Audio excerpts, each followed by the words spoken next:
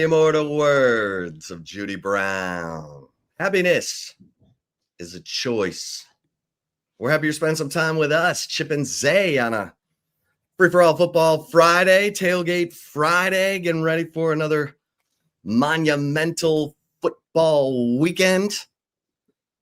Maybe, well, there are reasons to be interested in Texas versus Sam Houston. 0-3 Sam Houston. But we got some other big games as well, like Oklahoma and Auburn, the Jackson Arnold Bowl. Zay, how you doing? I'm good, man. Happy Friday, everybody. Feeling good, feeling great. Chip, how are you? Doing great, man.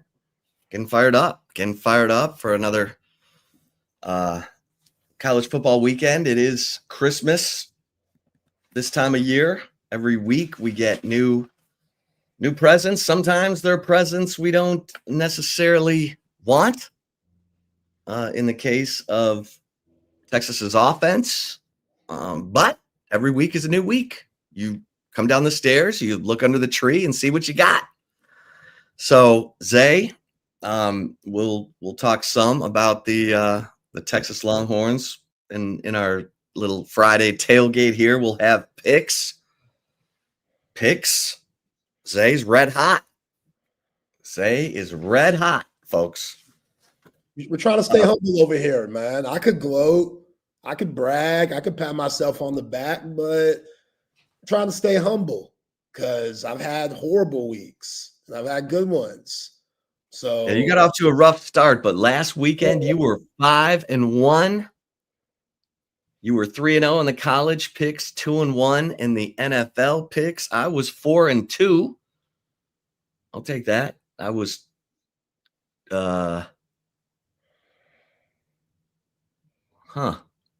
what was I? Oh yeah. I was 2-1 in the college picks and 2-1 in the NFL picks. So we actually both did well, but you were red hot, scorching. You got your picks all ready, figured out today, or are you just gonna do it on the fly? NFL, I'm freestyling a little bit. Free balling? Whenever we make those picks and whatever's tickling my fancy, that's what I'm gonna go with. College, though, I got my 3 locked and loaded. We're ready to go there.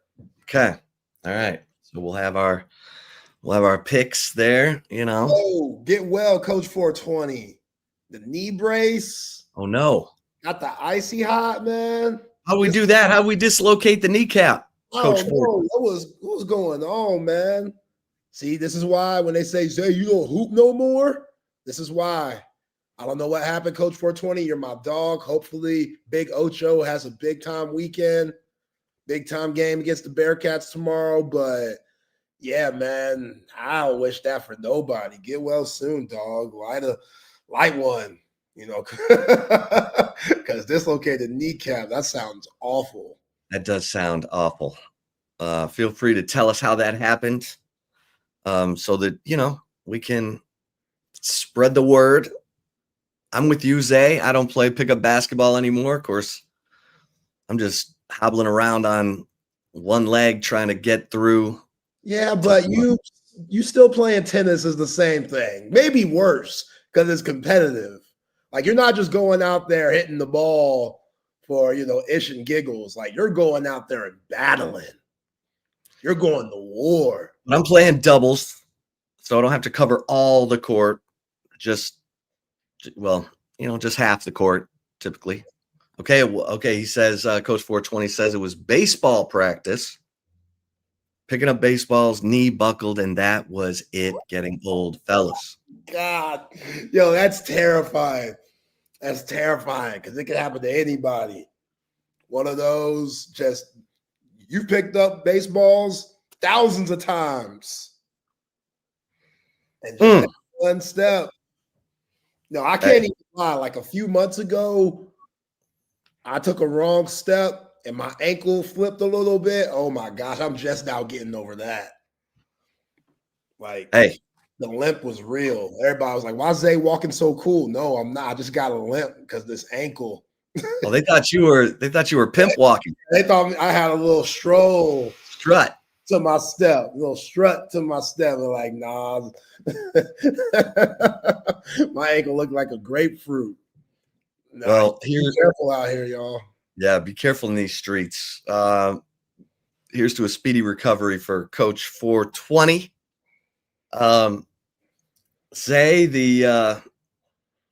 Well, let's get into maybe a couple of things you're excited to see in this Texas game tomorrow night at 7:00 on ESPN Plus when the Longhorns take on the Bearcats. Clean, man. Just some clean football on the offensive side from everyone. Like, you could look at each position group and point out the flaws.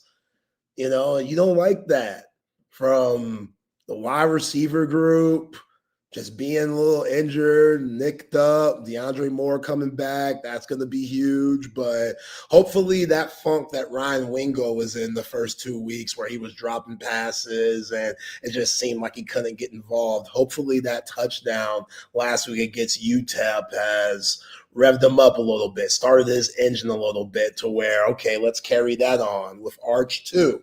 Offensive line. Let's see if we can move some guys running the football. And running backs, got to hit them holes, man. I'm Chad Scott. This was a rough week for the running backs. I get it. They're young, but hey, we all got a job here. And nobody cares that Contrarian Weiser's not available. CJ Baxter's not available. You got the talent, 4 or 5-star guys like these dudes, James Simon, Christian Clark, Jared Gibson. Let's go, man. I'm trying to see all 3 of those guys go crazy. And then the obvious with Arch Manning, just the easy completions, man, just being accurate, staying locked in, not getting down on yourself. You're going to throw a bad pass tomorrow. It's going to happen. But once you throw that bad pass, don't let that thing just continue. Don't let it marinate. Don't let it marinate. Get over it. Hopefully his teammates continue to have his back and let him know, hey, yo, 16, you good? Next play, baby. Let's get it. To go from the 12 penalties that you had against San Jose State to 7 against UTEP, that's still too many. You got to play smart football. I think this is a very undisciplined team on the offensive side at the moment. We got to get rid of that. We got to get rid of that just undisciplined, self-inflicting wounds that this offense has put on themselves these first 3 weeks. If we could do that, then I don't care if it's Sam Houston. It don't matter. Clean football, put up some points, get that swagger back, and then get healthy before you start SEC play with the bye week coming up. All right, so I'm with you on that. I mean, you pretty much, I asked you for 1, you gave me 10. Oh, yeah, my fault. That's all right. And that's not good because it's a lot. That's a lot. That's a lot. So we need to, we'll touch on that. Here's the thing. I meant to ask you this earlier this week. So we had Arch and Michael Taff up there together answering questions on Monday. We know these two are tight. Taff hosted him on his official visit. They each wear 16. They have, Taff and he go out a lot. Taff says he's the staff photographer when fans want photos. Hopefully Arch has not been getting bothered too much for that stuff, but probably still. He probably needs it, to be honest. He probably still needs the Texas fans to show that they still got his back and want some photos now. Like, he needs all the positivity he could get with the way he's been playing. Right. But so Arch and Taff were up there. They're answering questions. And someone asked Michael Taff, what can you do right now to help your buddy? And he said, well, let me get the exact quote because, okay, so he was asked, You know, how do you use your experiences to help your buddy who's going through something new? And Taft said, well, shoot, I always remind him it's not like somebody's dying in his family. He said he's not going through a lot. I mean, shoot, you missed one throw. What's the worst thing in the world? We still have life. We still have smiles on our faces. I still get to remind him I'm better at him than golf, and he still gets to remind me that he can dunk. So what do you make of that answer? I like that answer because Michael Taft, he has a really good perspective in life, from his faith to what's really important. Like, football is a kid's game. You know what I'm saying? Like, you're blessed to play it. You know, the ability to play it, to go out there, and because a lot of people wish they were in those guys' shoes. So yeah, to keep things in perspective like that, I appreciate Mookie Taft for saying that, because yeah, it could feel like the whole world's against you when really it could be worse. So yeah, I like Mookie Taft and his thought process on delivering that the way he did. It sounded like Mookie Taft was trying to manifest that, right? Because we don't know what's going on inside the mind of Arch Manning. And maybe the finishing 7 of 10 passing against UTEP, connecting with Ryan Wingo 3 times in those 7 completions, one of them for a touchdown. Maybe that sparked some confidence, momentum. We know that Arch and Sark had a meeting on Sunday that Arch said was a good meeting. Sark said that Arch was dialed in at practice on Monday. I know fans are like, oh, I don't want to hear about practice anymore. But you know, that answer to me was a guy who's like, I'm not going to let him make more out of this than it is. I'm not going to let him go deep into some weird space where he's never had any kind of adversity or negative attention. He's probably never been booed in his athletic life. Now he has been. Steve Sarkisian said in April, the boos will come because the fans don't like interceptions. In this case, it was 9 straight incompletions when the boos came out. And so tomorrow night, we're going to see how well the blinders have gone on, how well he can turn that volume off in terms of the noise and just get around his teammates, the guys who support him, and try to get back to having fun. Because even Arch, his answers, he was asked, you having fun? He's like, yeah, I think it'll be more fun when, we start playing the way we're supposed to be playing, or I start playing the way I'm supposed to be playing, whatever. So it's clear he's been hard on himself. And I thought it was interesting that Michael Taft, one of his closest friends on the team, was like, what? It's not like anyone in his family's dying. We still have life. We still have smiles on our faces.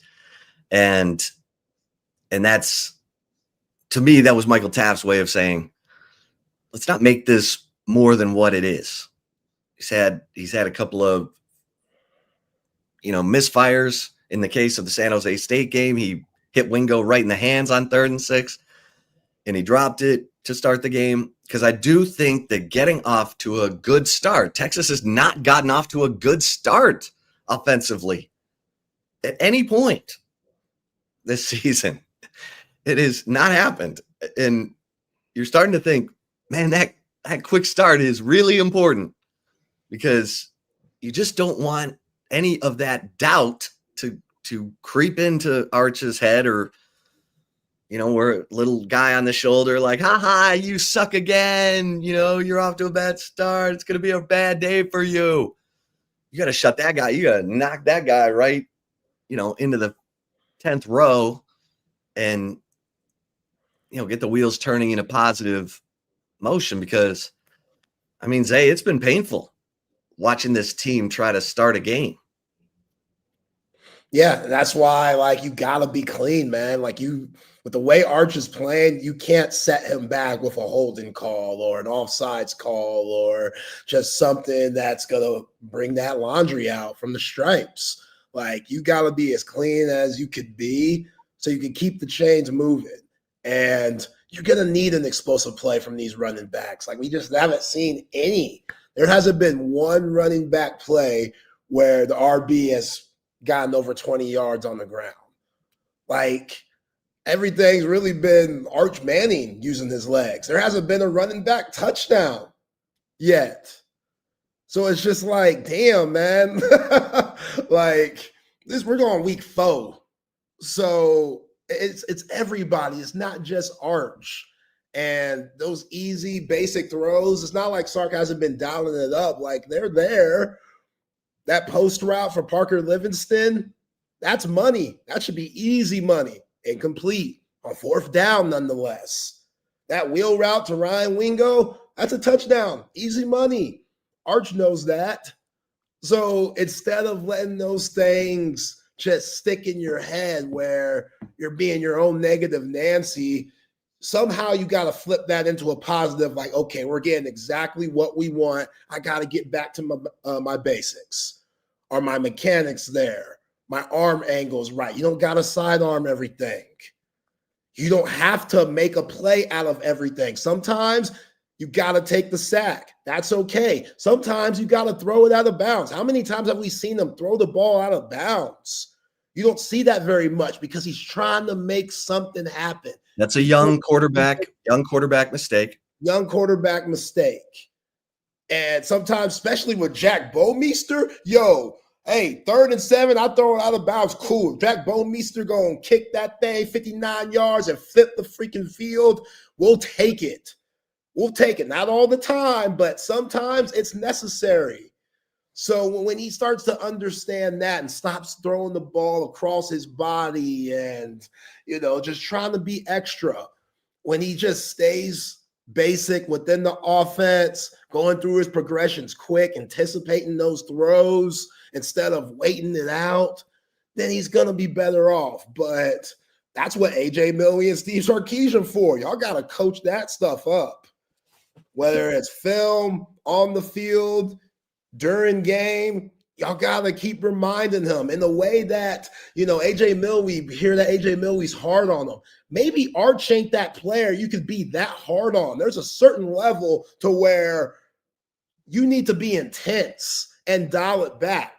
I think for Arch right now, of how hard he is on himself, Chip and we don't know. I definitely don't know exactly how he needs to be coached. This is why these guys are getting paid way more than I am to figure that stuff out. But I am a coach's son, and a big thing that I saw with my pops, he knew who to chew out in certain situations, and he knew who to put his arm around in certain situations and pat them on the back and give them that tough love, but in a calm, adult manner. Maybe A.J. Millie needs to do that. Maybe Sark needs to do that a little bit. Maybe that's what that meeting was about that Steve Sarkisian had with Arch on Sunday. Well, I did think it was interesting that we heard Steve Sarkisian kind of get after Colin Simmons a week ago on Monday, saying, I think he leads the nation in penalties, and he didn't start the second half. And then he was asked about Colin Simmons yesterday, and he's like, Colin's been practicing his ass off. And, he hasn't been jumping off sides. He knows, he's playing with more discipline. And so you're right. You got to know when to give him the tough love. You got to know when to love him up and let him know, hey, what did Jimmy Johnson say? Even Michael Irvin needed a pat on the ass every once in a while. Yeah. So I think, the thing I want to see is connection. This offense doesn't look connected. They don't look connected on the offensive line. They don't look connected, from quarterback to running back. I think they did look a little more connected against Ohio State because you had Contravian Wisner as the main man, but there's been a good connection, obviously, between Arch and Parker Livingston. There's been a good connection between Arch and Jack Endries, but DeAndre Moore has struggled to get the ball where he can make a play. And obviously he missed the last game with the concussion, but he'll be back. And then obviously Wingo, and people are starting to question if Wingo is all that, because he's not a great blocker. So if he's not getting the ball, he needs to be a great blocker. He needs to be doing the dirty work, because Sark says, leave your stars at the door.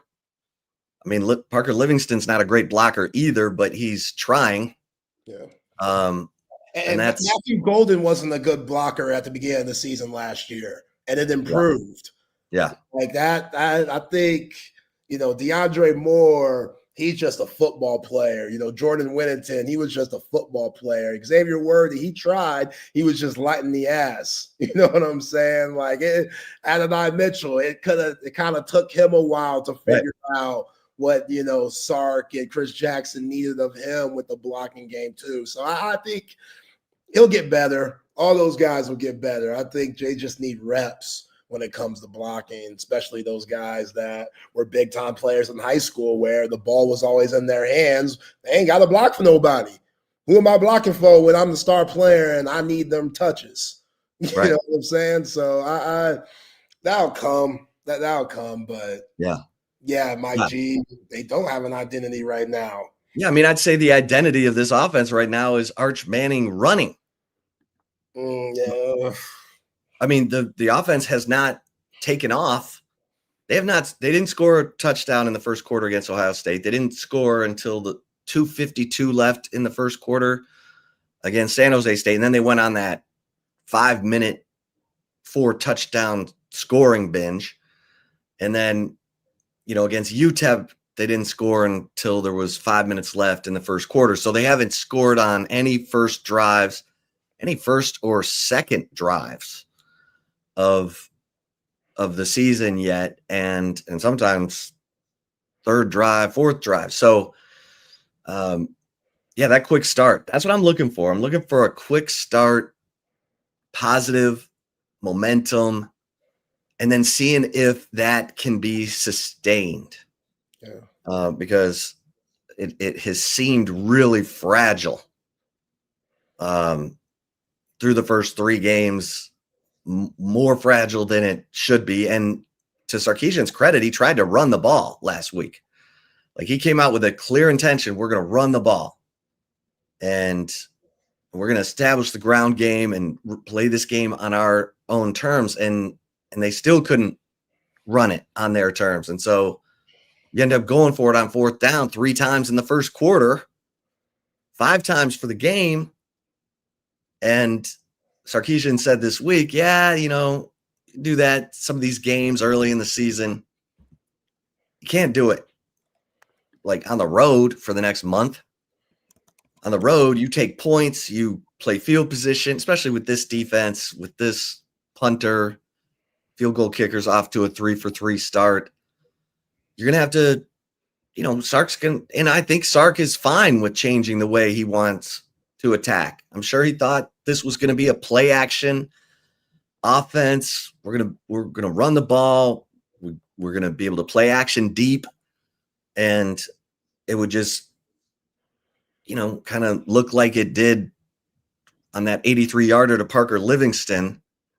And it's obviously been, totally different. And now Sark thinks he knows what he's going to get, but he's not sure.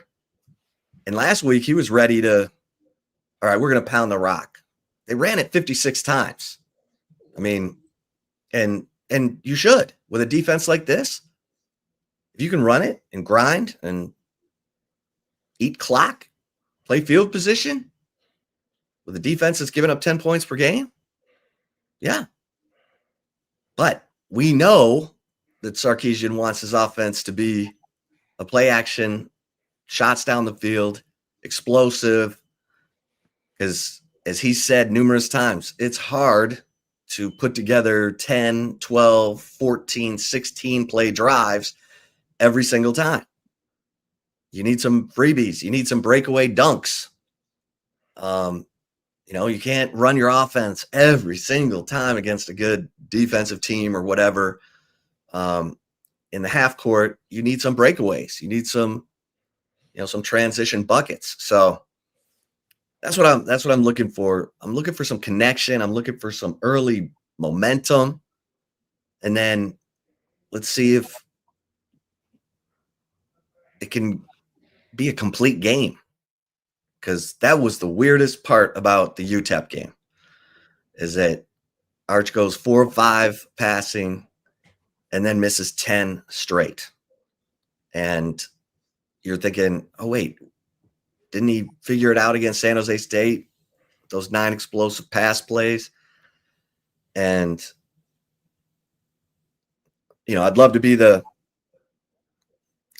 a bird's eye view of what Arch is thinking, because it's fragile. It's like if he misses a pass that's wide open, it's like he hears everybody going, what was that? Yeah.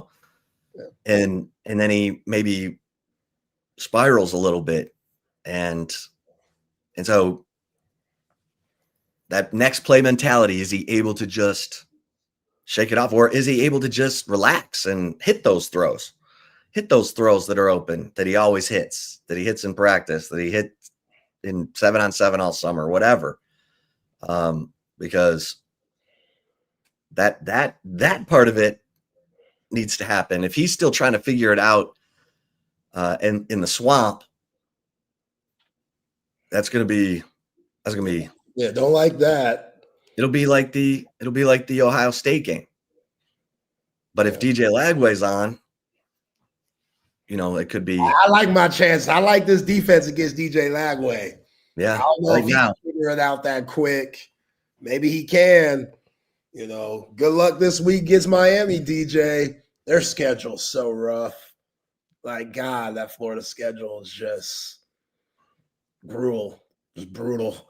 But, Arch, man, his teammates, man. I said that all offseason, all preseason. His teammates are really going to have to help him out.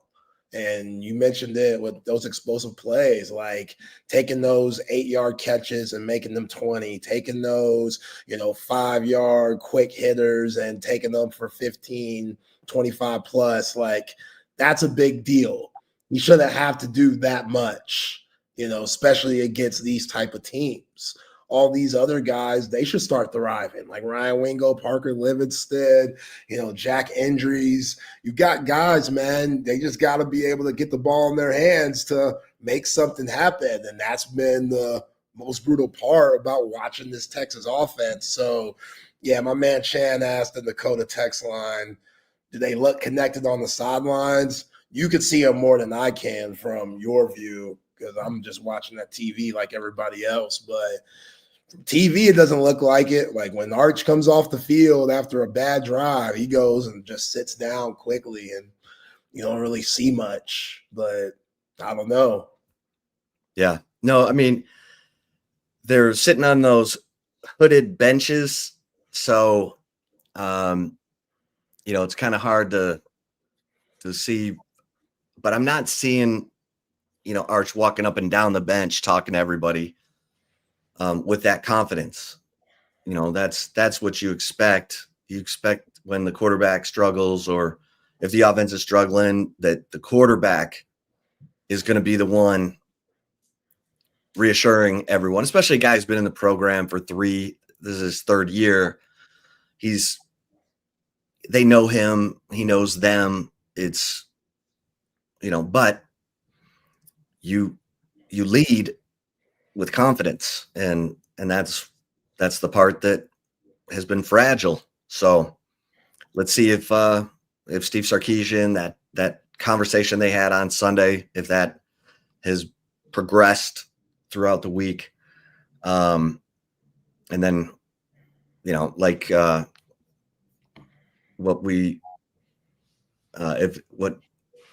let's see here. Mike G said, if Texas has a bad game, it's going to be a long 2 weeks, because there's an off week. Yeah. Coming up after this game, and you want momentum. You want some positivity. You want something real that you can hold on to, that maybe the whole country saw as well. what Arch needs is the Mississippi State totals.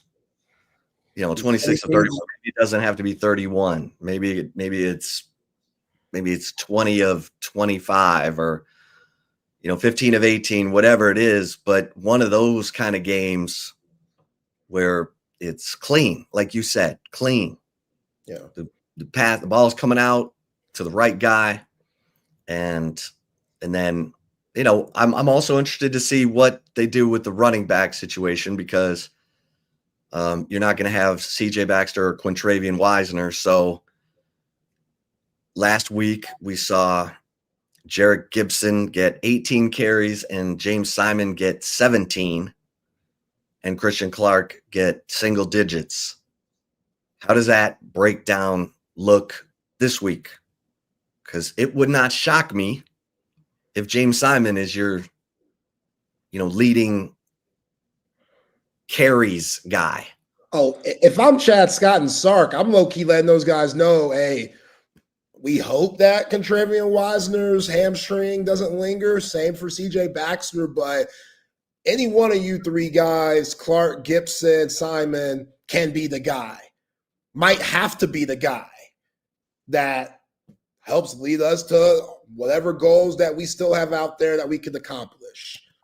I know that's a lot, but that's the predicament you're in right now. You know what I'm saying? Which you go from, as Sark said, 1A, 1B earlier in the year about Baxter and Wisner to now this, which we're banking on those guys to get healthy. But what if they don't, Chip? Right. What if those guys don't get healthy? What if this is a problematic situation for the rest of the season? These other guys need to grow up fast. You know what I'm saying? These guys aren't hitting the right holes at the time, which you can't put that on them too much. They haven't had the reps to. You know what I'm saying? Like, they need more reps so they can get more comfortable with this offensive line that's also very new too. So, yeah, man, this running back position, in a way, it's kind of up for grabs. Right. This is what you want. This is what you want. I mean, if you're James Simon, Christian Clark, Jarrett Gibson, you don't want to see your mates go down with injury, but okay, here's your opportunity. Who's ready to grab this thing? Who's ready to say, I got you. I got you, coach. You put that rock right in my belly and I'll take it places. You know what I'm saying? Because that's what they need. And James Simon showed me a little something. He showed some wiggle, man. He showed some toughness. Could catch it a little bit.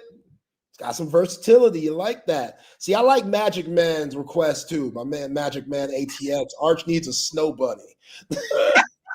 I mean, why not? Well, he said he was talking to his brother every Sunday night. They go out to dinner, and now Arch said it's Hyde. They're talking about Hyde's girl problems, which is probably, code for they're both looking for the honeys. You know what I mean? Ain't nothing wrong with that. No, hell no. Nothing wrong with that, Quarterback at Texas. Some of that stress that you got going on. Right. That's hopefully she's, whoever he's hanging out with has a good sense of humor. Right. Right. You got to be careful. You are Arch Manning too. You don't want to turn out like some of these NFL guys that have gotten called up. There's some, I ain't saying she a gold digger. She ain't messing with no broke. Right. He doesn't need to be stressed out over a woman right now. He needs to be having a good time. He needs to find himself a honey with a little sense of humor. I mean, gold diggers can be cool too. If they're a gold digger, the ones that you don't know are gold diggers. That's what's terrifying. But the ones that come in and say, yeah, pay for my nails, pay for something to eat, and we can do a little something. We can see where it goes. All right. Thank you for giving me the heads up. I appreciate that. If you're cool enough, you gave me the heads up. Arch got that paper for the nails and stuff. You know what I'm saying? Anything. Yeah. We'll take anything right now, Texas fans. Anything just to see some completions and some clean, productive football. All right. This is why CB is the world's greatest volunteer producer in the history of radio. he said, remember, Arch in Texas started slow against Mississippi State last year, was only 7-6 most of the first half, ended 14-6 at halftime. And then it turned into, a pull away victory. And CB says, who's the running back who can catch passes like Blue the previous seasons? Simon might be the closest. Simon or Niblet. I mean, is Niblet, let me see, does he have a drop? What are they doing with him, man? I think they're trying to figure it out, but I kind of liked what they were doing last week. They had him in the orbit motion. They had him looking like he was going to be, part of the passing game. They're taking too long with that. We need to see something with that. Yeah. Like let's or maybe he's saving it. Maybe I think he's saving it. Yeah, maybe old Steven has it in the back pocket for Billy Napier and Brent Venables. Maybe. I'm banking on that. You know what I'm saying? But I would like to see Ryan Niblin involved a little bit more. I'm very eager to see what Dalen McCutcheon and Khalid Lockett are about. If those guys are going to get more bump this Saturday. But I want DeAndre Moore, especially with the time that he's missed, not really getting going in those first 2 weeks when he was available. I like to see DeAndre Moore with the ball in his hands a little bit just to give him some momentum. Like there's so many guys you have to say that for. That's what's unfortunate. There's only one ball. Like there's so many guys, like you want to get these running backs acclimated as much as possible because you don't know what CJ Baxter and Katravian Wiseman are going to be, their availability. You want to get these young wide receivers involved more, but Ryan Wingo hasn't really gotten involved much. Neither has DeAndre Moore. Well, right now, Texas has 5 drops. One by Jack Endries, one by Wingo, that 3rd and 6 pass, 2 by Jordan Washington, and 1 by Nick Townsend. So Niblet, let's see. Niblet's been targeted. He's been targeted. Yeah, he's only been targeted once and he caught it. So I think you've got that in your back pocket. Because Niblet, he's got jets. You can see that. You saw it on the kick or the punt return. Good punt return. They need to. Yeah, they need to make him the Jaden Blue ball, bro. Like, let's not let it drop, let it bounce. You can catch it. We got faith in you, right? And he's catching them now. Yeah, things are looking up. Maybe it was that sun in the weird the shoe. You're supposed to have your stadium, You think Ohio State cares about those things? North and south, not east and west. Ohio State don't care about that. Yeah, they don't care. They don't care. I think Jerry Jones screwed that up too. Yeah, he got the sun all in there and stuff. Yeah. See, Rich says it may be the problem that Arch has a girlfriend. See, if that's the case, then you got to cut her off. This ain't a love. We love love. Hyde'll make sure that thing. If he sees that it's not productive, he'll be like, dude. Nah, if the love is messing up your work life, time to cut it off. Sorry. Especially in college, man. You don't know. I know y'all got college sweethearts out there. Some of y'all high school, middle school sweethearts. That's a cute story. In college, go experience. Go see what's out there. Go see what you like. Figure things out. You don't have to cuff it up immediately. If you do get cuffed up, beautiful. I'll be at the wedding, throwing flowers. I'll bring the broom so you could jump it. That's a little old school. Y'all know nothing about that. But still, nah, man, we ain't gonna have some woman potentially trying to mess things up for Arch Manning. That ain't cool. We do love, but no, listen, the team. That's what your homeboys are for. That's what your homeboys are for. When they see something that is out of line or some Arch acting out of character, they'd smack them around. See, and say, "Hey, you're never going out with her again. You got that? So have you been that homeboy before?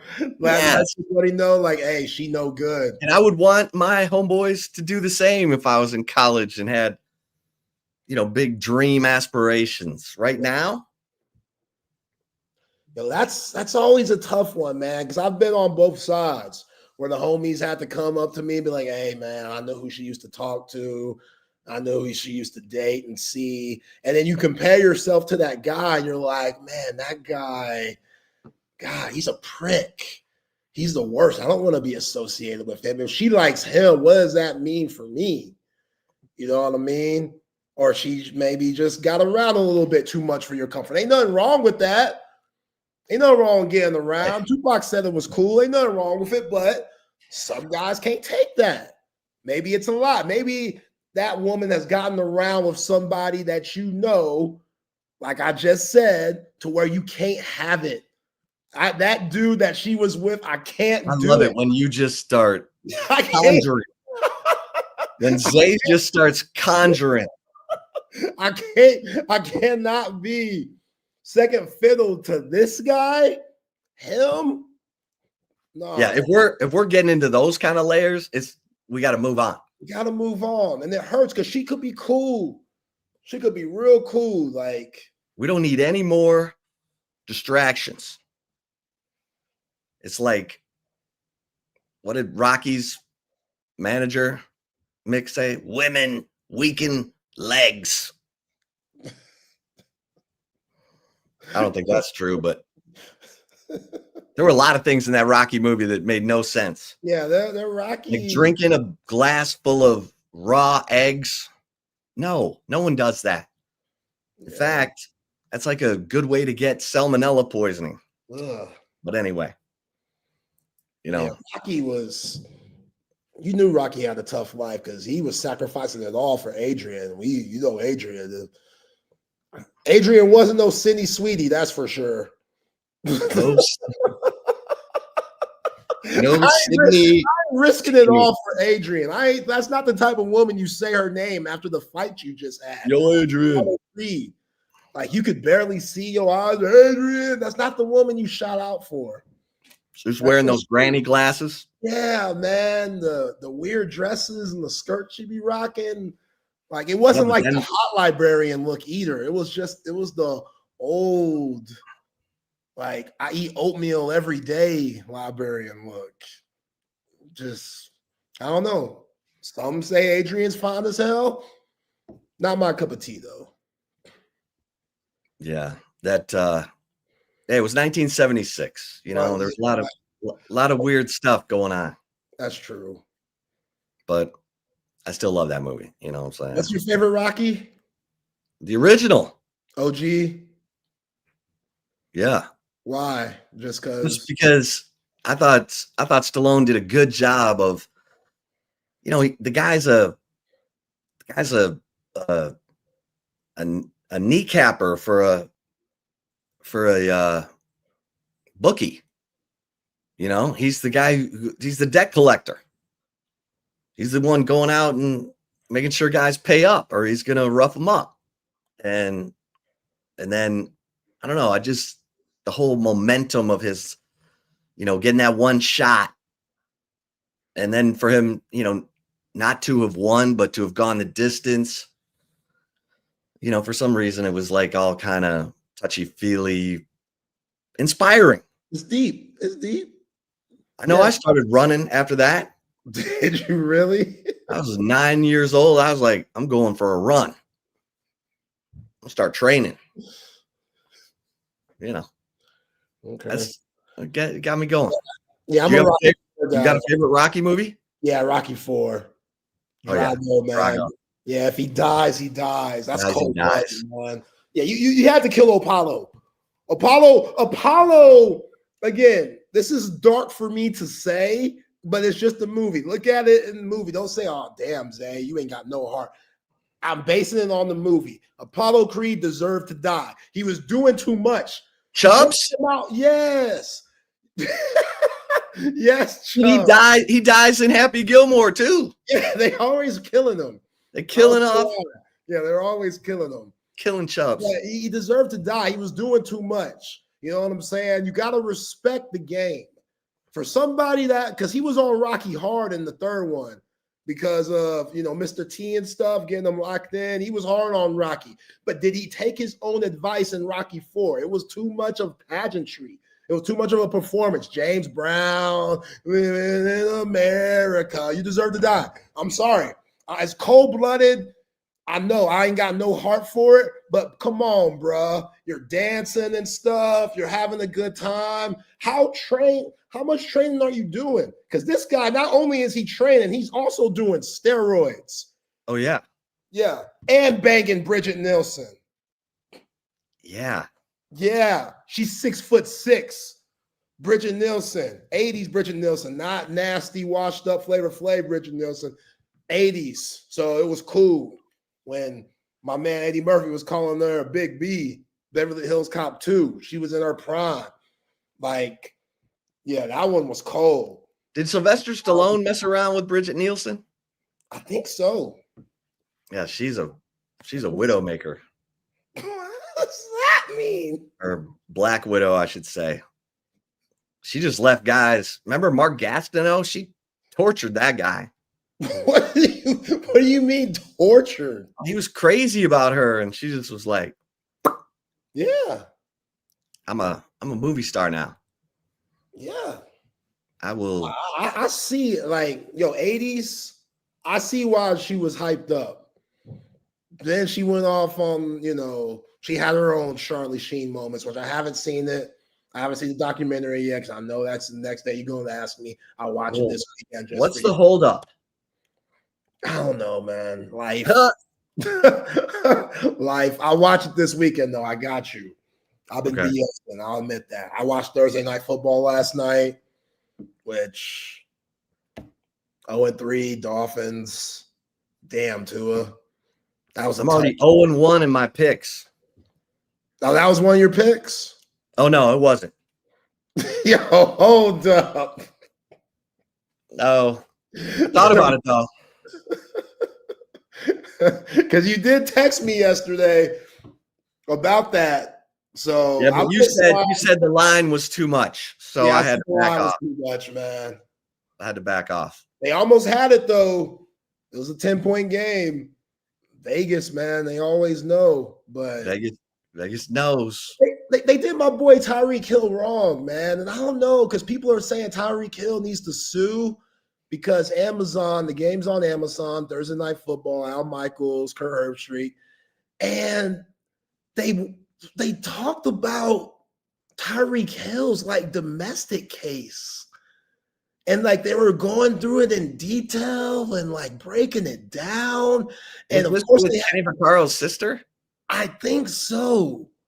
And they had the B-roll just straight on Tyreek Hill while they were discussing this. And I'm like, yo, y'all, this wasn't before the game. This was live during the game. And I was like, man, even for Tyreek Hill, this is cold. I don't know. We know he has a lot of stuff off field. The brother's got some luggage, a lot of luggage, 4-5 different baby mamas. Okay, yeah. Keita Vaccaro filed for divorce in April of 25 after allegations of domestic violence. Hill denies the claims, has not been charged. The proceedings involve disputes over finances. Yeah, and Amazon, during the game, they were just bringing it up and talking about it. And now everybody on social media is saying Tyreek Hill needs to get his attorney, which I don't know what the rules are there. I don't know if he has a case, but it didn't make Tyreek Hill look good at all. A lot of people will say he did this to himself. Okay, yeah, but I'm watching the game for football. I don't really need to hear that right now. You know me. This is TMZ coming at you. I know. What's going on? Yeah, but it was just how they did him. Even I felt bad for him. I was like, okay. Well, if they're going at it like that, then there's probably some good, maybe they've done some reporting of their own and found out that, yeah, man, this is a mess. Yeah. I mean, it's already being called one of the costliest divorces. And, she's saying he, cheated on her the whole time, beat her up. I mean, it's not pretty. It is not pretty. I mean, and it's Kenny Vaccaro's sister. I remember when I heard that Tyreek Hill was marrying Vaccaro's sister, I just was like, because, I mean, what you mean? We love got love. kicked out of Oklahoma State for throwing his pregnant baby mama down the stairs. I mean, that was horrible. Yeah, that was horrible. Yeah, he's had trouble past. I was just, dang, why y'all bringing this up now? Like, it was just a weird time to be bringing it up, but hey, Amazon thought that it was necessary. But yeah, tough game, man. The Dolphins, they were battling. That Josh Allen's so freaking cold, man. Golly, he makes the Wyoming game so easy. How? He played at Wyoming. Like, how the hell just who saw that? Like, what's the scouts were just because the scouts ain't always right. We all know that. Scouts ain't always right, but this one, Keely Smith. Right. What'd you just say? Keely Smith. Right? Ryan Leaf. I mean, sometimes you gotta be able to measure. Yeah, Matt Leinart. I thought Matt Leinart was gonna be a cold-blooded killer. 15 plus years starting Super Bowls, Pro Bowls. Matt Leinart got a good career in media, but an NFL career didn't do. He was living that star's life at USC, though. Yeah, he was on his Apollo Creed, partying, living good. Yeah, and he was smart too, because he'd have people over to his place. I don't know where it was, but he had a hot tub, and he said everyone has to put their phones in a bag when you come. I'll give it back to you when you leave. Oh yeah. Now, unfortunately, that didn't translate to the field. Yeah, but they got it right, Josh Allen, man. He just the improvising, man. He run into his left. He look you off this way. He pitch it back that way. It's like, bro, this ain't Sandlot. You know this is the NFL. He treats it like it's Sandlot. Just laughing and smiling. Weird guy. Goofy. You know what I'm saying? Wifey and I, we were watching Hard Knocks this year at Chip, and she was like, yo, he is so boring. She was like, what did they see in him? And I was like, yo, this guy, one of the faces of the league. She was like, how? And I was like, this is how. Like, it's authentic. Like, he's kind of like just a guy's guy. He doesn't really care about his looks.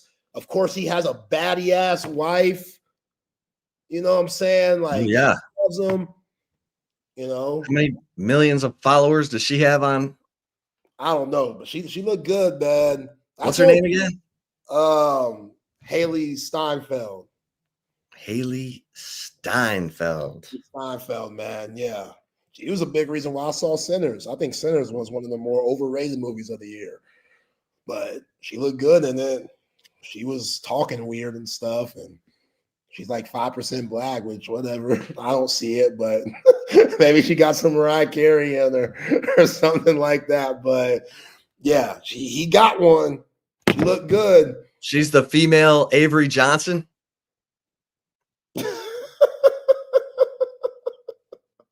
I'll never forget when his brother and his dad were beating each other up in Ireland, and people are like, Avery Johnson is black.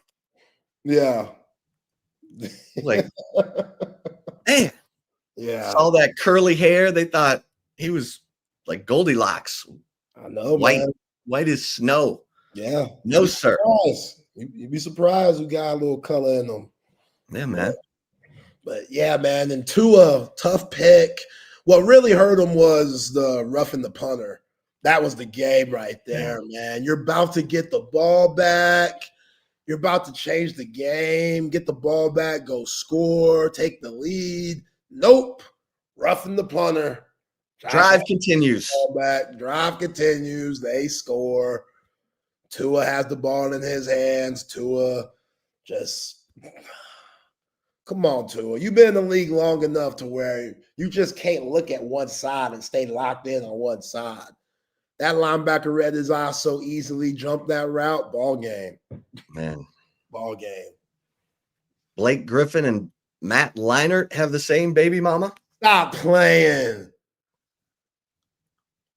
Wow. How about that? CB. I appreciate with that. another nugget that you'll only find from CB. Baby mama's done well. I'll give her that. Can you look into that, TMZ, and give us a report on the baby mama? How the kids are doing?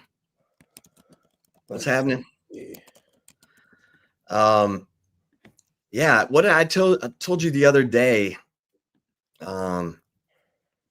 Tua's completing, a high percentage of passes. Like, everyone thinks Tua is not good. Tua is good. He's good when he's healthy. Yeah. Because, man, guy can't stay healthy. No, people cringe when he's out there playing because they're worried he's going to get hurt again. But he's top 10 in completion percentage, 69.7%. Of course, no one can touch Jared Goff, 80.6%. He's completed 54 of 67 passes, 6 touchdowns, 1 interception. So Goff, keep it going, baby. Need you. This Lions offense is going to have to outscore people because the Lions defense looks shaky until they get a Lean McNeil back in there. Yeah, talk about somebody that has a baddie wife. Jared Goff doing very well for himself. They just had a baby too. So shout out to new baby Goff. But yeah, with all them weapons, man, life should be very simple for Jared Goff. I mean, Jameson Williams, you continue to expect him to take another step. He might be fastest wide receiver in the NFL. You got top 5 receiver in Amon-Ra St. Brown. You got one of the best backfield duos, and Montgomery. Now you got this rookie, Isaac Tesla, who's making these one-handed grabs for big plays. Yeah. Let's see if they can. Right. CB's right. Matt Leinart and Blake Griffin's baby mama. Yeah, Brian Cameron. Bryn. Bryn. Is that what you call him? Yeah, Bryn Cameron. Bryn Cameron, okay. She was a former USC basketball player. Okay. All right. So, yeah, she's just blonde.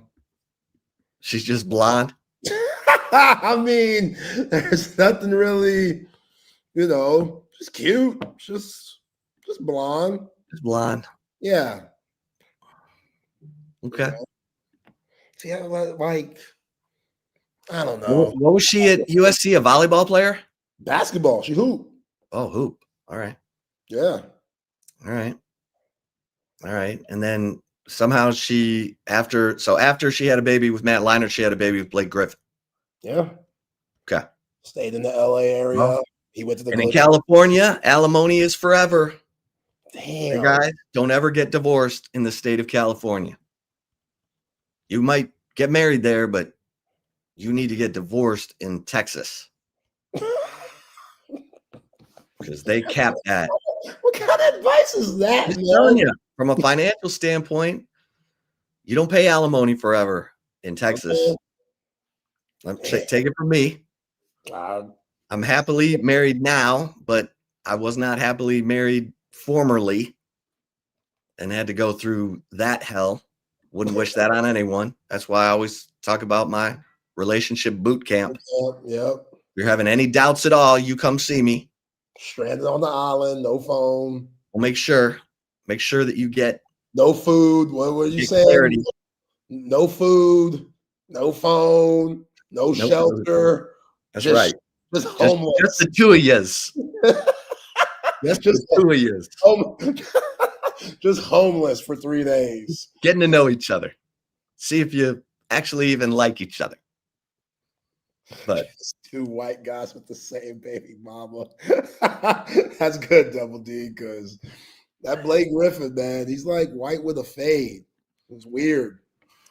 Oh Like, God, what was very light skinned dude? Absolutely.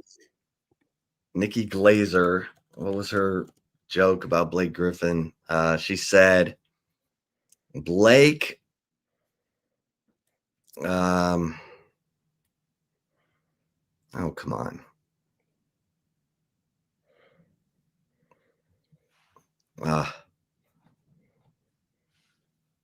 What do you remember about Blake Griffin at Oklahoma?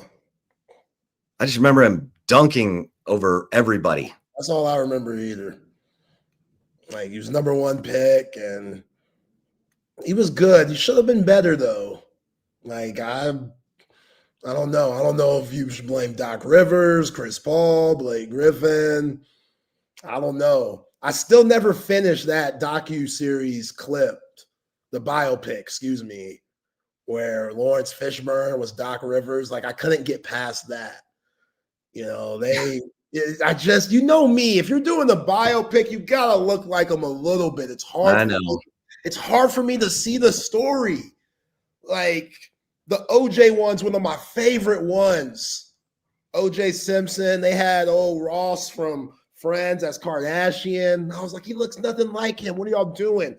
They had Cuba Gooding's weird ass as OJ. Like, Cuba Gooding don't look like no football player, man. He don't look like no OJ. You don't got that physique. Okay, here it is. Here it is. Nikki Glazer said to Blake Griffin, Blake, you look like a black guy that got made by a printer running out of ink. Yes.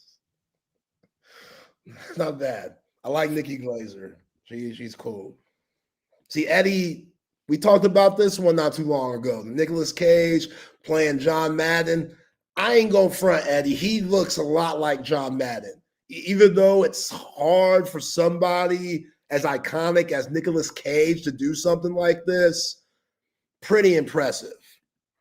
Like how he pulled it off, the makeup. Nick Cage is in that Charlie Sheen documentary. Yeah? Oh, yeah. What's their ties? Oh, they ran wild together in Hollywood. Oh, yeah. Okay. Yeah, they both had early success and enjoyed themselves. Hey. Yeah. That. Yeah. Okay, so the Jackson Arnold Bowl. So Oklahoma's getting all this pub. They had the Michigan game. Michigan's playing with a freshman quarterback, learning on the job. And now it's Jackson Arnold coming back to Oklahoma. So does he, here's what I'll be watching for. Does he relax? Is he comfortable in those surroundings? Because it was a nightmare for him there last year. Or does he walk into that stadium and like a house of horrors? Because it was so bad for him there last year. Yeah, we'll see. I mean, I think Auburn's better than Michigan. So a lot of people who are just comparing the two, like saying that Oklahoma, the way that they handled Michigan should be the same way they handle Auburn. I respectfully disagree. Like, I think Auburn is the better team. I think Jackson Arnold is more comfortable in the system more than Bryce Underwood was 2 weeks ago. And I think it's going to be a tough one for Oklahoma. I do. I think just Jackson Arnold, the way he could utilize his legs, I think it could be a problem. And if you worry about that run game, Cobb, he's been good this season. You got to worry about Singleton and Coleman on the outside. And also, Chip, Oklahoma, they'll be without R. Mason Thomas for the first half of this game because R. Mason Thomas got hit with a targeting call last weekend when the Sooners were up in Philly playing Temple. So R. Mason Thomas, we'll be talking about him a lot these next few weeks, especially when we get ready. Texas versus OU, that dude, he could play. So how will that affect what Brent Venables wants to do on defense, which Oklahoma's defense, they're solid.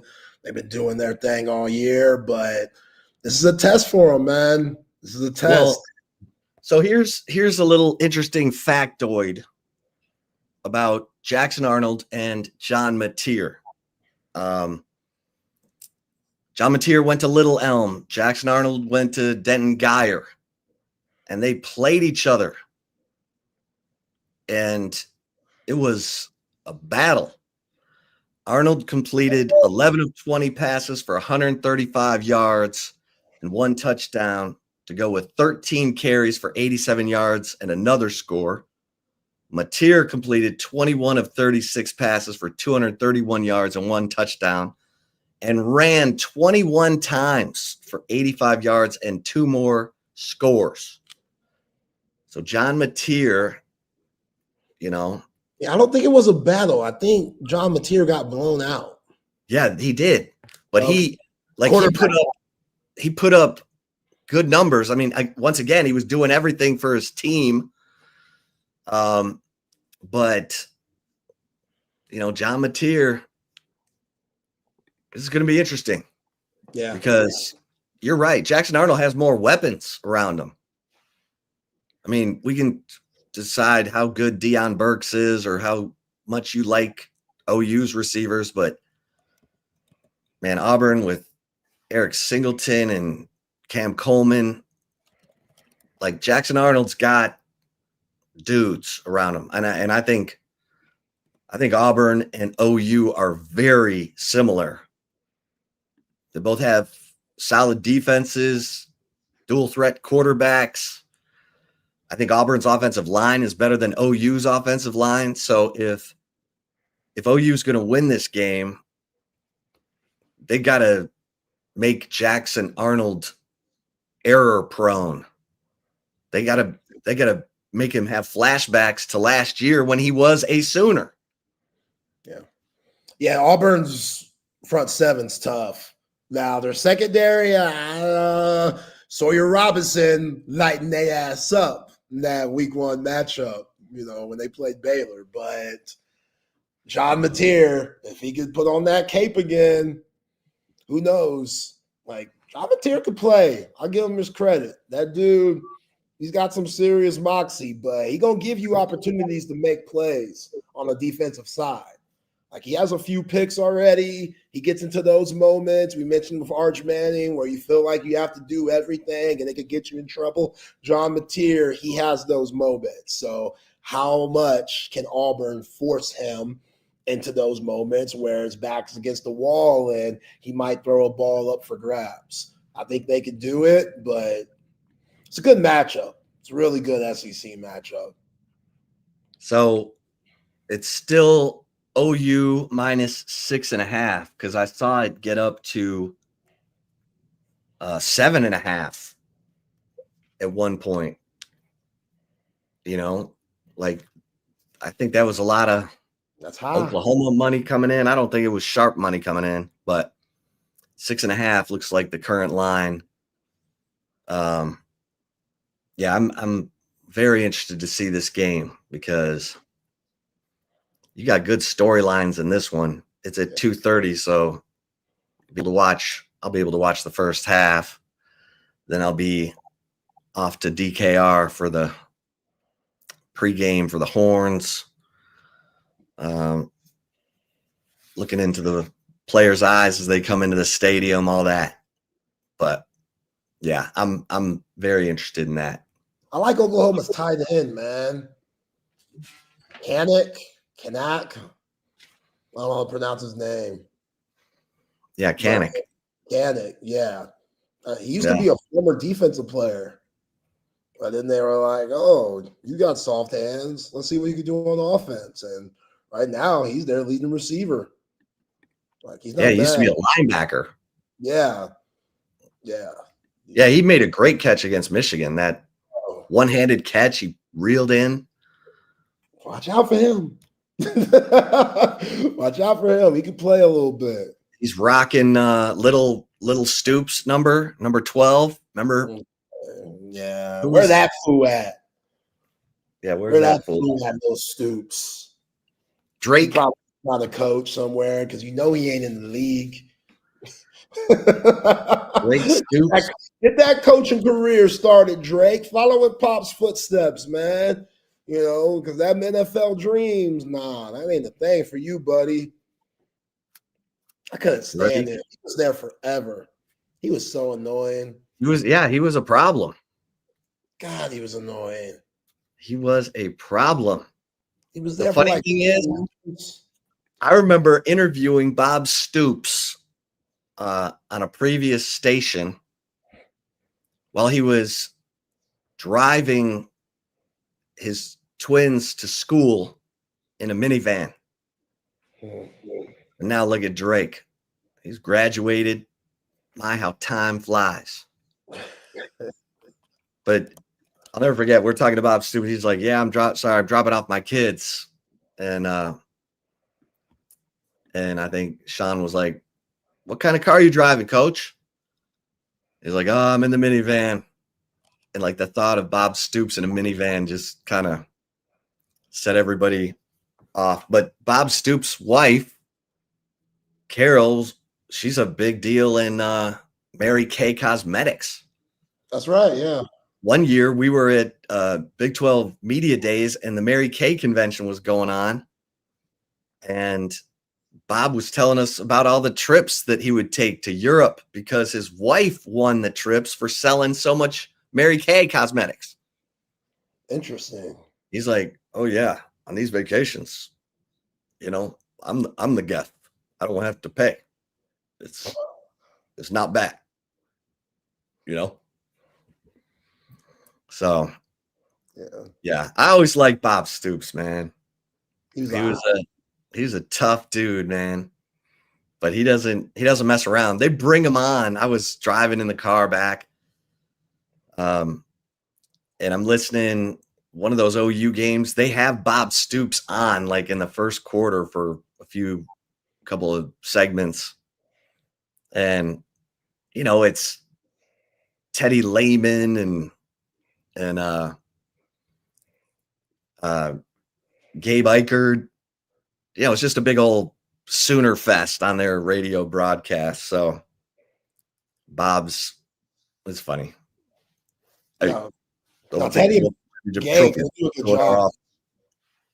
Huh? No, Teddy and Gabe, they do a good job. Yeah. Always like talking to those guys. Texas OU weekend when we get them on and stuff. Yeah. Yeah. So this, John Sharp. Oh, wait, no. John Sharp is retiring. Uh-oh. The Aggies having more leadership problems. They're not John Sharp is stepping down. Oh God. Yeah, now Mark Welsh is stepping down. Yeah, it's time to go. Oh man. It's time to go.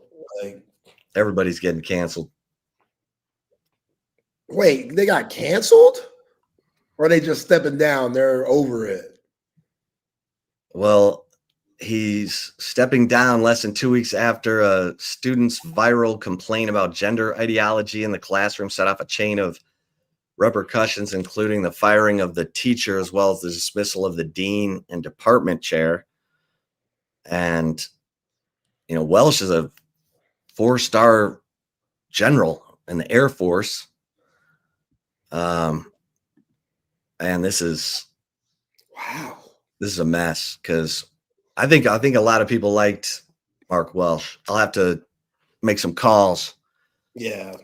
And all the sources that you got, because they got rid of another president without really, you know, looking into her background. Then they decided they didn't like her ideology, so they fired her. And I'm telling you, man, A&M it's its own place. All those traditions and everything's got to move the way the Aggies want it to move. Oh man, they've had now. If Welsh is stepping down, they've had 6 presidents, I think, since 2015. Wow. And a lot of it, John Sharp, as the chancellor, he wanted people in that position that would just do what he told them. But now he's stepping down. He's finally 75 years old or however old he is. So he's tired and ready to. But, man. Yeah. So, you talk about alignment, and Texas has it right now. And A&M, Mark Elko is kind of fighting a interesting battle here, because I don't think A&M has great alignment in their leadership. And, remember Trev Alberts is the athletic director. He was making cuts, and Jim Schlossnagel's like, hold on a minute. Yeah, I can't do this. You told us we were getting this, and now you're taking that, and what? And then allegedly Trev said, well, if you need to go somewhere else. Nah, he said it. That ain't no alleged. I believe Jim Schlossnagel. Come on, Jim Schlossnagel, no liar. This is what he told him. You don't have to be here, Jim. If you don't like it, be gone, Jim. Jim said, all right, hey. Bet. I'm dialing up CDC right now. Deuces. Let's go meet at that cemetery. Here we go. Meet. It's happening. That's a weird place to meet, by the way. CDC be meeting at some weird spots. McDonald's in Plainview. Yeah. Like Plainview's a good 45-minute drive, I think, out of Lubbock. I mean, look, CDC's going to meet somewhere where you're not going to expect to see them. Nah, McDonald's, they could do better than that. That was easy. Good old Chris Beard. That was easy. I don't think he met anywhere with Sean Miller. Which, by the way, I saw Sean Miller spoke with the media yesterday. Yeah. Sean Miller, very high on Kendall Weaver, said that Kendall Weaver might be one of the best players in college basketball this season. Uh-oh. Coach him up.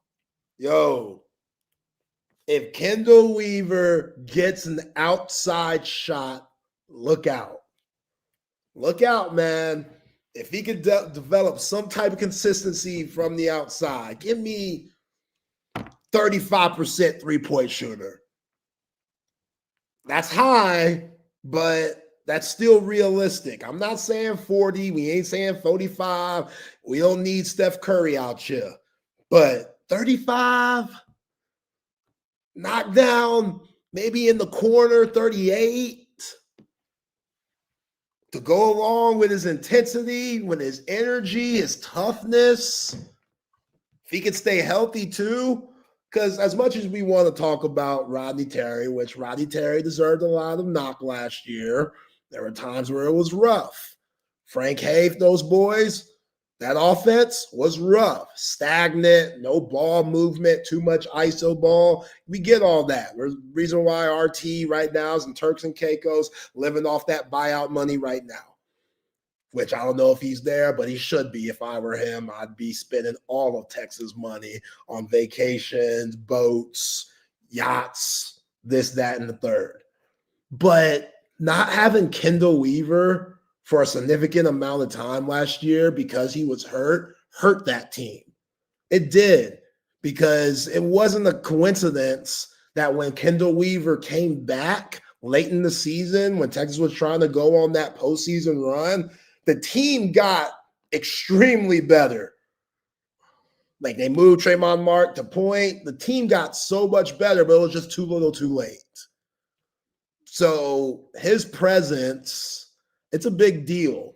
Even on this team with all these new faces, Kendall Weaver, I don't care what team he's on, he'll always be the X factor if he's getting significant minutes. I expect a big season from number 2 this year. Hey, love that dude's energy. Yeah. And they missed the hell out of him last year for they did, man. Most of the season. So we'll see what he's See what he's got. I like that. I like Sean Miller. He's manifesting. Old Kendall Weaver becoming one of the best players in the country. All right. So my Big Ten champion, Illinois. Oh, tough one. Is playing Indiana at Indiana. Indiana has Fernando Mendoza as its quarterback. He was the quarterback at Cal, who Jack Enderies roomed with and caught 56 passes from last year. Fernando Mendoza, he's a good player. Yeah, he could play. I mean, when you think about Fernando Mendoza, you don't think you're gonna get just a plain ass white kid, but like that's what he is. Like when I heard Fernando Mendoza, I was like, okay, Michael and I gonna come in with a little flavor here, and then you see his picture, you're like, yo, this is the whitest dude on the planet, but he could play. You know, him and Kurt Signetti's offense, it flows, and Luke Altmaier, another underrated quarterback in college football. This is an interesting game, man, because these teams, they've never been this good at the same time. And Illinois, they beat the crap out of Duke a few weeks ago. Everybody thought that game would be a test for the Fighting Illini. How do you pronounce the last name? What, Fighting Illini. Yeah, I got my words twisted a little bit. But I like Illinois here, man. I do too. I don't know why. Because they're good. They are good, but and they get Ohio State in Champaign. Yeah, but Kurt Signetti, I like Kurt Signetti. This is a good game. Like, surprisingly, if you would have told me before the season, one of the biggest games, the Big Ten would be Illinois, Indiana, I looked at you crazy, but here we are. I mean, and of course it's being played right at the same time as Texas and Sam Houston. Oh, yeah. You also have Florida, Miami on at the same time as Texas and Houston. Carson Beck leading Heisman odds right now. Carson Beck's looking good. My cousin who went to Miami is losing his mind. He's like, we're the best team in the country. Yeah. Offensive line looks good. I mean, Beck looks like the quarterback we thought we were going to see last year. Yeah. He's in time, in rhythm. Yeah, he's slinging it all over the place. See, because he dropped old girl, Cavender twin. He had to drop her. He went there for her, realized she was no good, had to drop her. Realized she was a distraction. Got his car stolen. Yeah, his car stolen. Like, he saw the signs, man. He saw the sign. Who knows? That could have been an inside job, Chip. That could have been an inside job. We don't know that. You can't trust some of these girls out here. Oh! Probably told Jake Ferguson, hey, watch out for them. Jake Ferguson about to get engaged or is engaged. He about to get married to the other one. Jake Ferguson just got that contract. He just got that new deal. Just got that money. Jake, how long you known her, bruh? I get it. They fine as hell. They look good. Little blonde Barbie, basketball Barbies running around. They cute. I understand, but my man Carson said, you know what? I'm good. I got my own thing going on here. Let me focus on this football season, trying to get back to the good graces of these NFL scouts. You dig? Now focus on these Florida Gators. Yeah, free. And hell no, CB ain't no poor Bert Auburn. He did this to himself. Bert running from the smoke.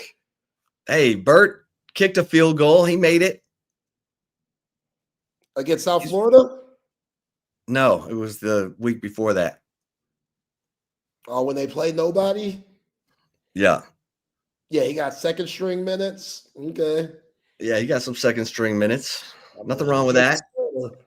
Bert thought he had the job. They probably told Bert, yeah, we're bringing in the guy from Florida Atlantic, so you're going to have to compete with him. Bert was probably like, cake. I came from Texas. I've made big field goals. This is an easy job. I'm going to steal this job. As my man Lee Corso says, not so fast, my friend. You are such a hater. It's I ridiculous. am a hater. Hell yeah. Bert Auburn owes me some Such field a goals. hater.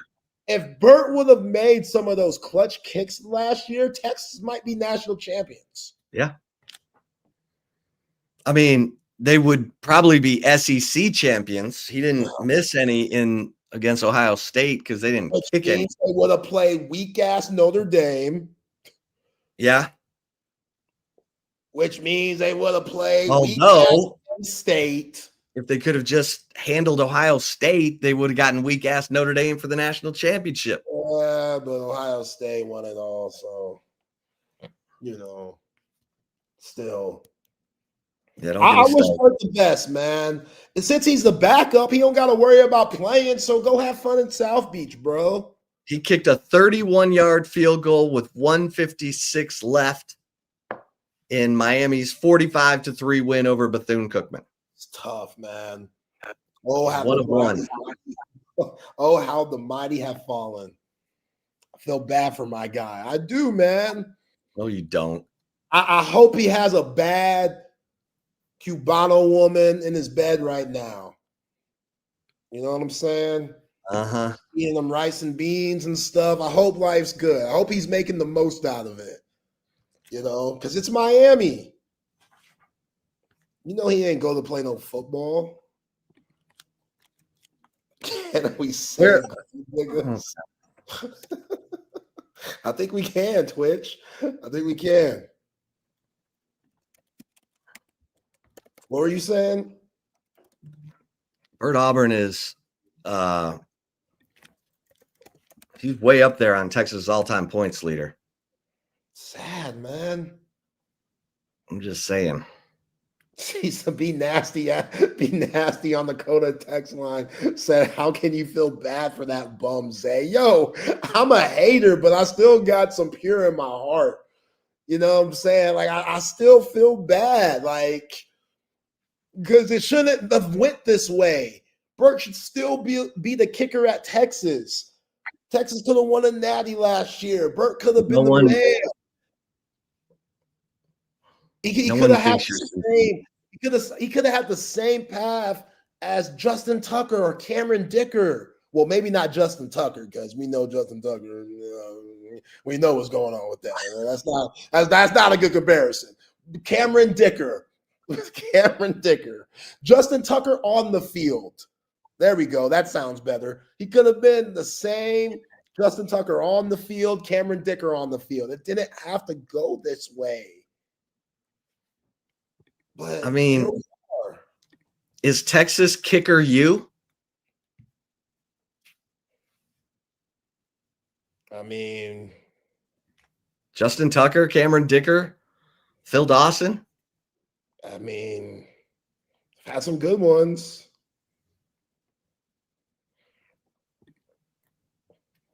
Oh, hold on. I'm going to find this. I'm determined now. I'm going to find this. You be nasty now. You're being a hater. If my aunt had balls, she would be my uncle. Like, what is that? Why does that have to be said? Like, I don't think that quote fits to what we're talking about. But I feel you.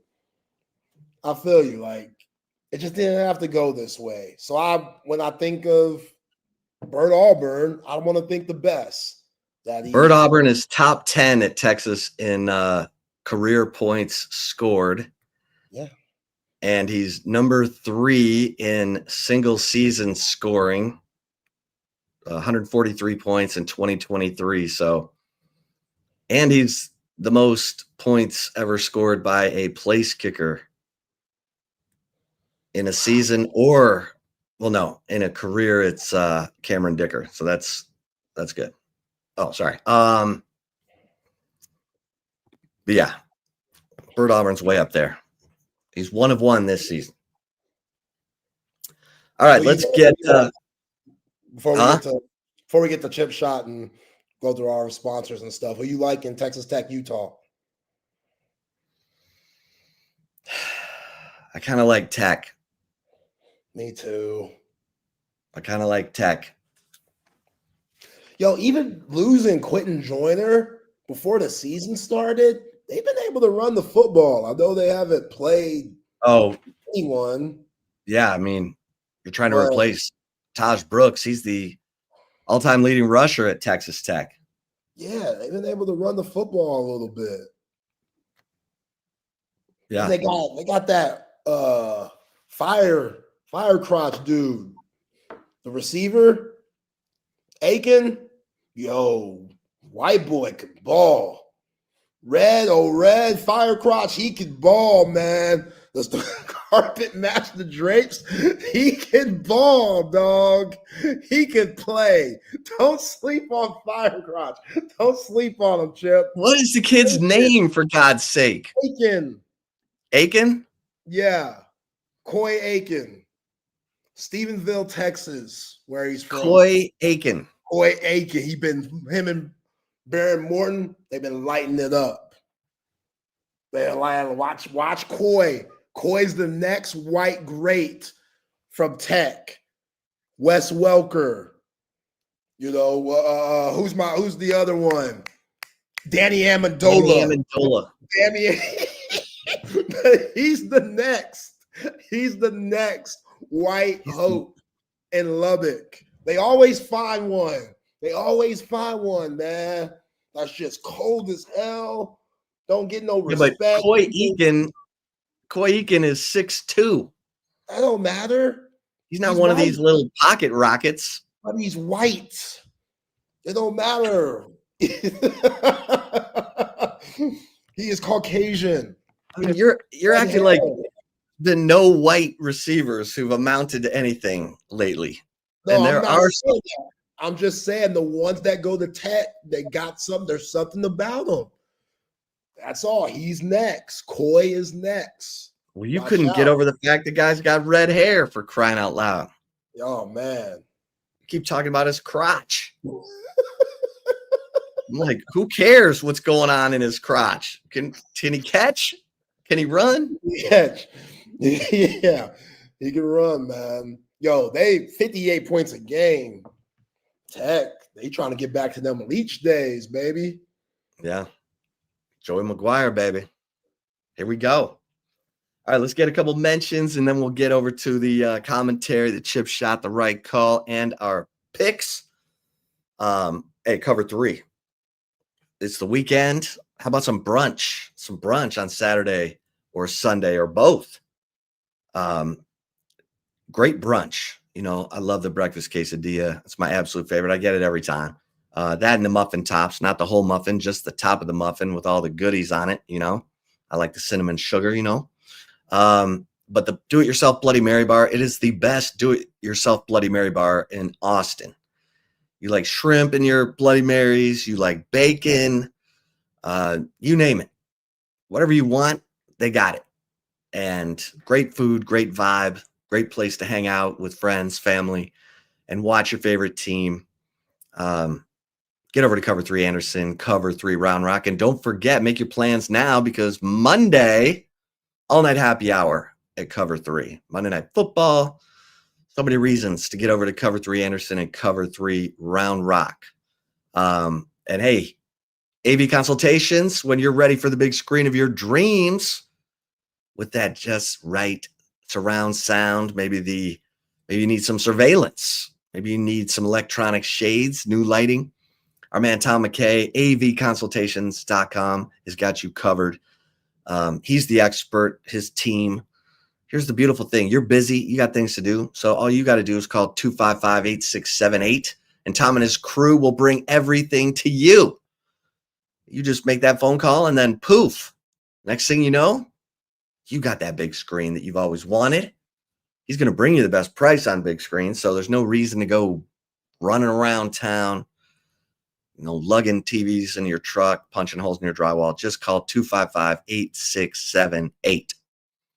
And my guys who are snoring, hey, take advantage of this incredible opportunity while we have it with the Sleep Cycle Center.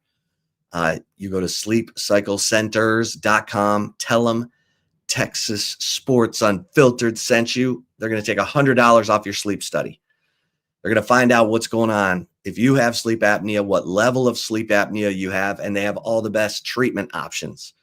Our man, Dr. Chad, he's dedicated his life to treating sleep apnea because it killed his own father at the age of 60. And the treatment options, I've got, they have oral appliances like I have, mouth guard, hold your lower jaw open so that you get that oxygen when you're sleeping, all the way to surgery.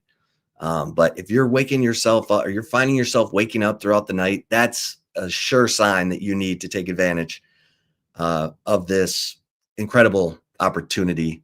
Go to sleepcyclecenters.com. Tell them Texas Sports Unfiltered sent you. All right, Zay. For the chip shot today, it's very sad. I know everyone is heartbroken about it, but there is possibly the final chapter of the Iron Skillet rivalry. Saturday at 11 on ESPN2. There are no plans to resume this rivalry, which just is ridiculous. These schools are 40 miles apart. They've played against each other, enemies in the Southwest Conference, when they were turning each other in for pay for play. And Dallas and Fort Worth, Dallas is where all the $30,000 millionaires are, and Fort Worth is laid back. And, they got the stockyards and all that stuff where the West begins. But hey, SMU and TCU have been meeting since 1915. And some incredible games throughout history. And, it breaks my heart that this could be the last one for the foreseeable future. I mean, I know everyone else is like, oh, it's about all the rich kids. Who cares? But TCU and SMU chapter comes to an end. 11 a.m. tomorrow, and the Horny Toads are favored by 6.5. So come on, Rhett Lashley. Get in there. Kevin Jennings. Get after these fools. Josh Hoover's really good. And SMU's defense is not as good as it was last year. I don't feel great about this one, but come on. What's the line? 6.5. Favors TCU? Favor of TCU. And it's at SMU? It's at TCU. Ooh, man. Look at this. Yeah. That means when we get to our picks in about 10 minutes, Zay's picking the Horny Toads. I don't know if I'm even picking that game. All right. I'll let you have that one so you could go homer. All right, be honest. What do you think of when you think of SMU and TCU? Classic. Basically in-city classic. A lot of guys that grew up playing against one another are from that area, and bragging rights. I think that's one of those games that should always be played, but the change in college football, there's no more Bedlam. Like, there's just a lot of these games that we grew up loving and watching that no longer exist or are slowly fading away. And unfortunately, this is one of them. So I'll just be watching as a fan, man, hoping that maybe later on in years they could come to an agreement to bring this matchup back. But yeah, I'm rooting for your ponies. Excuse me, your Mustangs. That's right. That's right. Remember, they're doing away with Pony Up. They've had it. We've had it. We're tough now. We're tough. Yeah. No more Pony Up. They're phasing it out. It's all about, go Mustangs. Mustangs run. Mustangs Mafia. Thunder on. Okay. All right. Go Mustangs. Can tell Zay's really moved by that, so we'll move on to the right call. I am moved. Don't let the face fool you. I'm very moved. All right, before the right call, though, shout out to Covert Bee Cave. It is the weekend, and some of y'all might be having car issues, might try to figure out, oh, man, need to get a new car, but where can we go that we can trust them to hook us up for great deals without trying to pull a fast one and will give us the time and freedom to make an ultimate terrific decision? Covert Bee Cave, they're your guys. Trust me, I know. I've been in your shoes. Wifey and I, she had no idea where to go. I said, how about Covert Bee Cave? She said, okay, I know they're a sponsor, but are they really that good? I was like, you'll see. We go down there. The process kind of been better. They were patient. They answered every question of ours, or every question of my wife, because she had a long list of them. And we got out of there with a vehicle that we love, the Buick Encore GX, and they got plenty more besides Buick, GMC, Ram, Jeep, Dodge, Chrysler, and Cadillac. If you want to go to their website at covertbcave.com, do that to see all the latest specials and inventory. Shout out to my man Daniel, Marcus, Jerome, the rest of the crew at Covert Bee Cave. Hospitality is absolutely amazing, and they will take care of you. Nobody beats a Covert deal. Not now, not ever.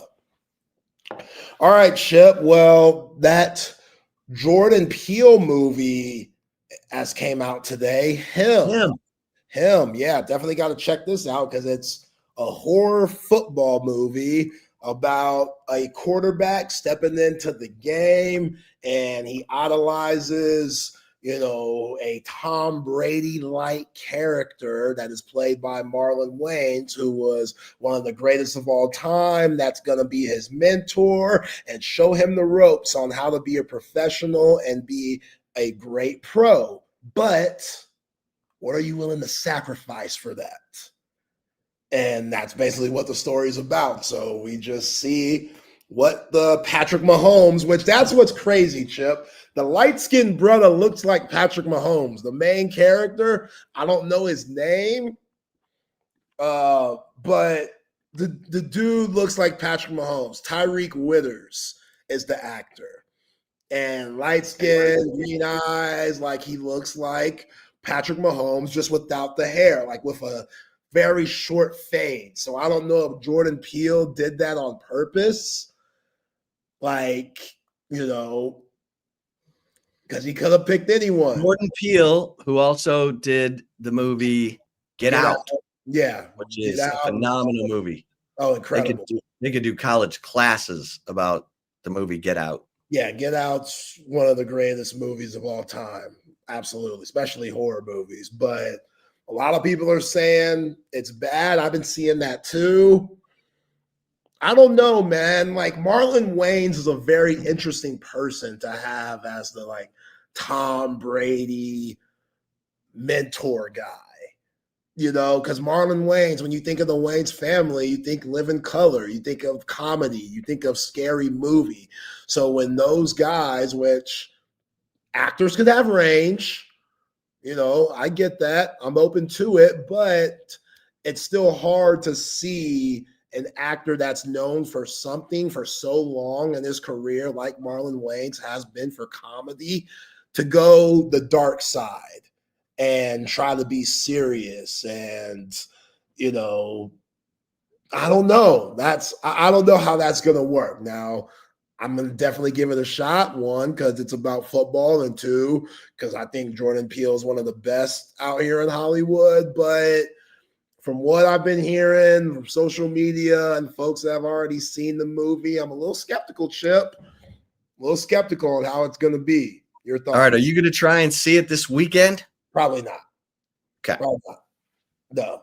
I didn't know if I needed to hustle to the movie theater. No, this isn't a bus. We'll see it when we see it. All right. Yeah. All right. So Syracuse head coach Fran Brown was on. You love Fran Brown. Love Fran Brown because I love Fran Brown. He's crazy as hell. He was on a podcast recently, and he was asked about his players who are involved in tampering. His players being contacted by different coaches about coming to their program the following year. We know this happens a lot, especially in this era of college football with the transfer portal. There's a lot of tampering going on. You see after games when coaches and players no one even talks about tampering anymore. It's happening so much. Right? Like you see these coaches shaking these kids' hands, they bringing them in tight, and you hear them whispering and they covering their mouth and stuff. Give me a call. Yeah, give me a call. You got my number. Are you happy here, son? Hey, you know where to find me. Well, listen to Fran Brown's take on tampering with his players and how he feels about it. Absolutely nuts. How you deal with guys getting poached? I don't even care, bro. Dudes be trying to push up on my wife. She bad. It's just the game, right? Yeah. That's what they do. I don't care, but like, don't let me find out, and then I see, because I ain't no bitch. Yeah. Right? But you take it that personal if like a school comes in and gets a guy? But like, I'm gonna come at you, like, yo, what's up, yo? Like, well, I'm gonna see you, right? Yeah. There's a couple dudes I called, and they try, hey, lose my line. You better, like, man, shut up. That's the most contradicting thing I've ever heard. Okay, so how you don't care. You heard him say that at the beginning. I don't care. Then he gave the weird analogy, my wife's bad. People be trying to push up on her. That's not good. Like she has a ring on, so like she's bad and stuff, but her being pushed up on, whatever. Don't let me find out about it. Yeah, but if he finds out about it, now he cares. Now he's gonna make it known. He's going to say something to these coaches because, as you heard, Fran Brown ain't no bitch, which is crazy. Like, are you – because that's fighting words to me. When I hear that, right, that means he's ready to squabble. Remember, he's the coach, head football coach of Syracuse, and he's ready to fight guys if he catches them. What? He said there were a couple of coaches that he confronted. Yeah, let's play this over again because it's a because obviously everyone's thinking about how Murad Watson went from Syracuse to Texas. Ooh, that's interesting. Freshman All-American. I ain't think about that, but let's hear this again because I still can't believe he said it like How you deal with guys getting poached? I don't even care, bro. Dudes be trying to push up on my wife. She bad. It's just the game, right? Yeah. That's what they do. I don't care, but like, don't let me find out, and then I see, because I ain't no bitch. Yeah. Right? But you take it that personal if like a school comes in and gets a guy? But like, I'm gonna come at you, like, yo, what's up, yo? Like, well, I'm gonna see you, right? Yeah. There's a couple dudes I called, and they try, hey, lose my line. You better, like, man, shut up. Yeah, Chip. I didn't even think about Murad Watson. Freshman All-American. Damn, was that one of those where he hit up Steve Sarkisian? That's what I'm asking. Sark, what's up? And Sark was like, yo, lose my number. I ain't trying to hear that. Click. Which I feel like in a way it's a good trade because they got Jonte Cook. Texas got Murad Watson. We all win. It's not like, There you go. And they got Layla Filia. Right? So, yeah, Fran Brown, weird guy. I love him, though, for things like this. But that's a weird, very odd thing for him to say. Okay, moving on. So don't forget to leave time for picks. I know we got 1 minute. Well, we got 1 minute. Let me throw this out there because this deserves to get attention. So Division III at a Division III college, Lycoming College, a 58-year-old freshman defensive lineman is on the roster. Tom Sello, who quit football back in the 80s to do drugs, apparently, but he's worked the city streets and parks department for 33 years, is now going on to follow his dreams, and that is to become a college football player. 58 years old. There's Thomas there. He looks like Double R. He looks like my man Rodney Rodriguez. Shout out to Double R. I love you, dog. What school But is this? Lycoming? I don't know. It's D3. I don't know. I don't know where it is, but the dude's 58, man. Like, let it go. Come on. Like, I don't know. Love of the game. A part of me respects it because love of the game, but also, like, I hurt my back this morning sitting on the toilet. I couldn't imagine. Like, I couldn't imagine what my man Thomas is going through each and every day. Like, does he have any type of load management? Like, if you're the coach, are you forcing him to do everything that the rest of the team does? Practice, games? Or Yeah. how can you do that, though? I get he's on the He's team. asking for it. No. Even though he's asking for it doesn't mean it's in his best interest. As a coach, you got to think about those things. Well, You they know should have thought about that before they let him on the damn team. Dude stealing his spot from Hey, his something tells me there are roster spots available at Lycoming. Something tells me if someone who's better than old Double R, Double R. then coach would gladly push the 58-year-old aside. Wow, man. 58. Wow. That's crazy. Yeah, he was doing drugs back in the day. Like, that's what this little summary says on Twitter. That's what happened with the guy who turned in SMU and when they got the death penalty. David Stanley, linebacker, good player, but then he got hooked on cocaine at SMU. Yeah. And he wanted SMU to pay for the rehab. And SMU's like, we've already paid you and you haven't even played. You're not doing anything. So then David Stanley got cleaned up and he turned in SMU. Yeah. Cocaine's a hell of a drug. Oh, ask Charlie Sheen. Yeah. Yeah. Yeah, I'm scared to put nasal spray out my nose. I don't know how these fools do it. Kidding me? And they say you could get addicted to the wrong nasal spray. Like, Coke? Nah, not for me. But y'all do Wait till you check out that Charlie Sheen documentary. Yeah. My man had blood just dripping out of his nose during a movie scene Oh my God. and took extreme measures to work while under the influence. Yeah, you got to see it. Yeah, I gotta see it. All right, let's make the picks, dog. All right, let's make the picks. I don't know how I feel about these picks, but I'm going to roll with them. I already told you one of them. Illinois, plus 5.5 at Indiana. I'm going to roll with my preseason Big Ten champion, the Fighting Illini out of Champaign-Urbana. If you've ever been to Champaign, Illinois, it's just a bunch of cornfields. Yeah. You are in the middle of nowhere. Like, you would think you're in Nebraska because it's like, sorry, if we got some loyal Illinois fans or alums out there, It's not far from Chicago, is it? It is. It's further down the state. It's probably halfway down the state. Okay. So like 2.5 hours. Yeah. But yeah. Okay. Yeah, I'm gonna go with Illinois too. You know, I don't feel great about it. I like Kirk Cignetti.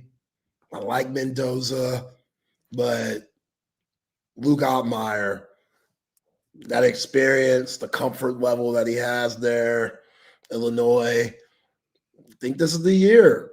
I'm not going as far as you saying Big Ten champions, but I think they're the Indiana this year, especially in that conference. And they got to take down the Hoosiers in order to do that. So this is where it starts. Give me Illinois. Okay. You want to give me another one? We'll snake it. Yeah. I got Texas Tech, man. Okay. Yeah, I got Texas Tech. plus 3.5. Baron Morton lighting it up.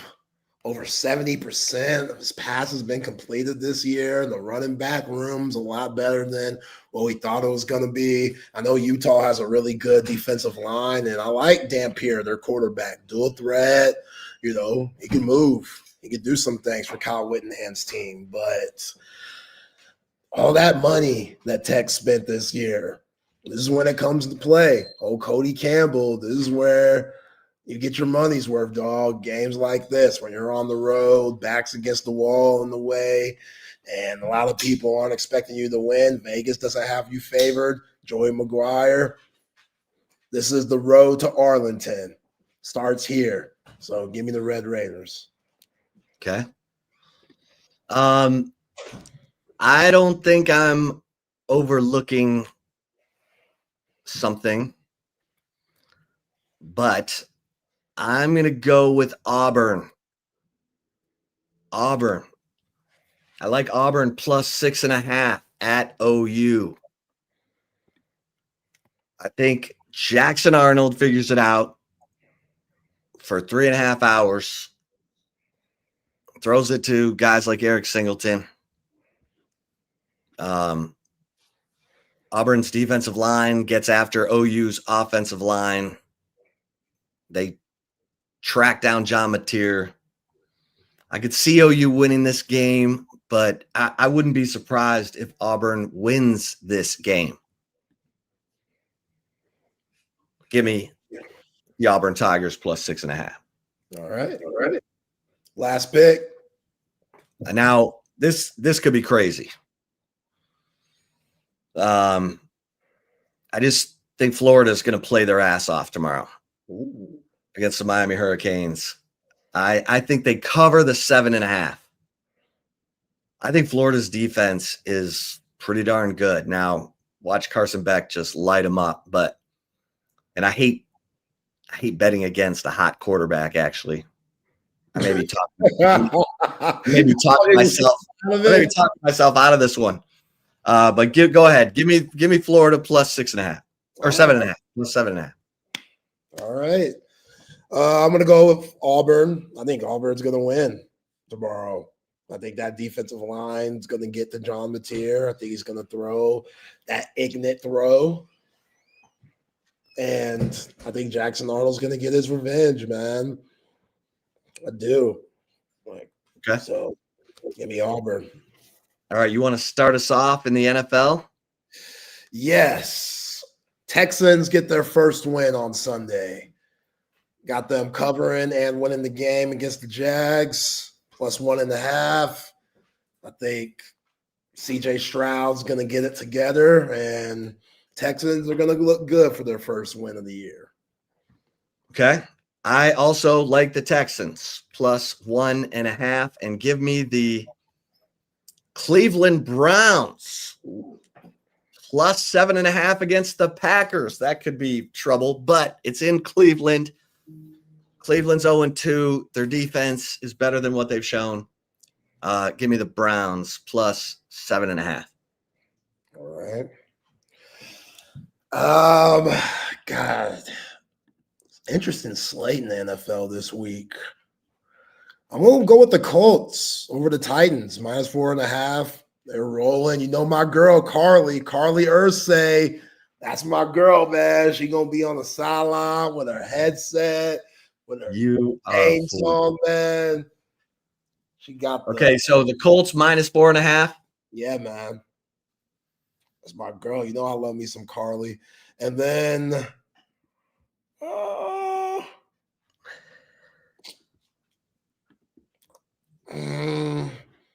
Rams plus 3.5 in Philly.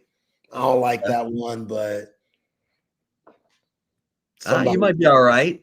Their Rams defensive line's playing pretty good. Give me the Los Angeles Chargers minus 2.5 at home against the Broncos. There we go. All right, there you have it, kids. Let's bring in the fellas and open up the gym. Patrick and Matt, what's going on? What's happening? What's up, guys? Oh, we're just talking about the ways of the world.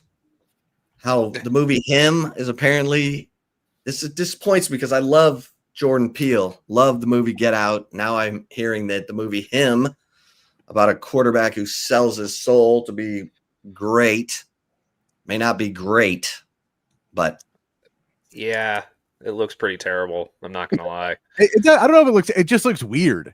Like, I don't know. It looks like that type of movie you have to be a specific type of fan to like, because all the trailers are just like, here's another weird thing and another weird thing. And you're like, so is the plot just the guy goes and then it's just weird stuff for 2 hours? Yeah, like if the Marlon Wayans character was like Idris Elba, like someone I could take seriously. I can't take That's a good Marlon point. Wayans serious.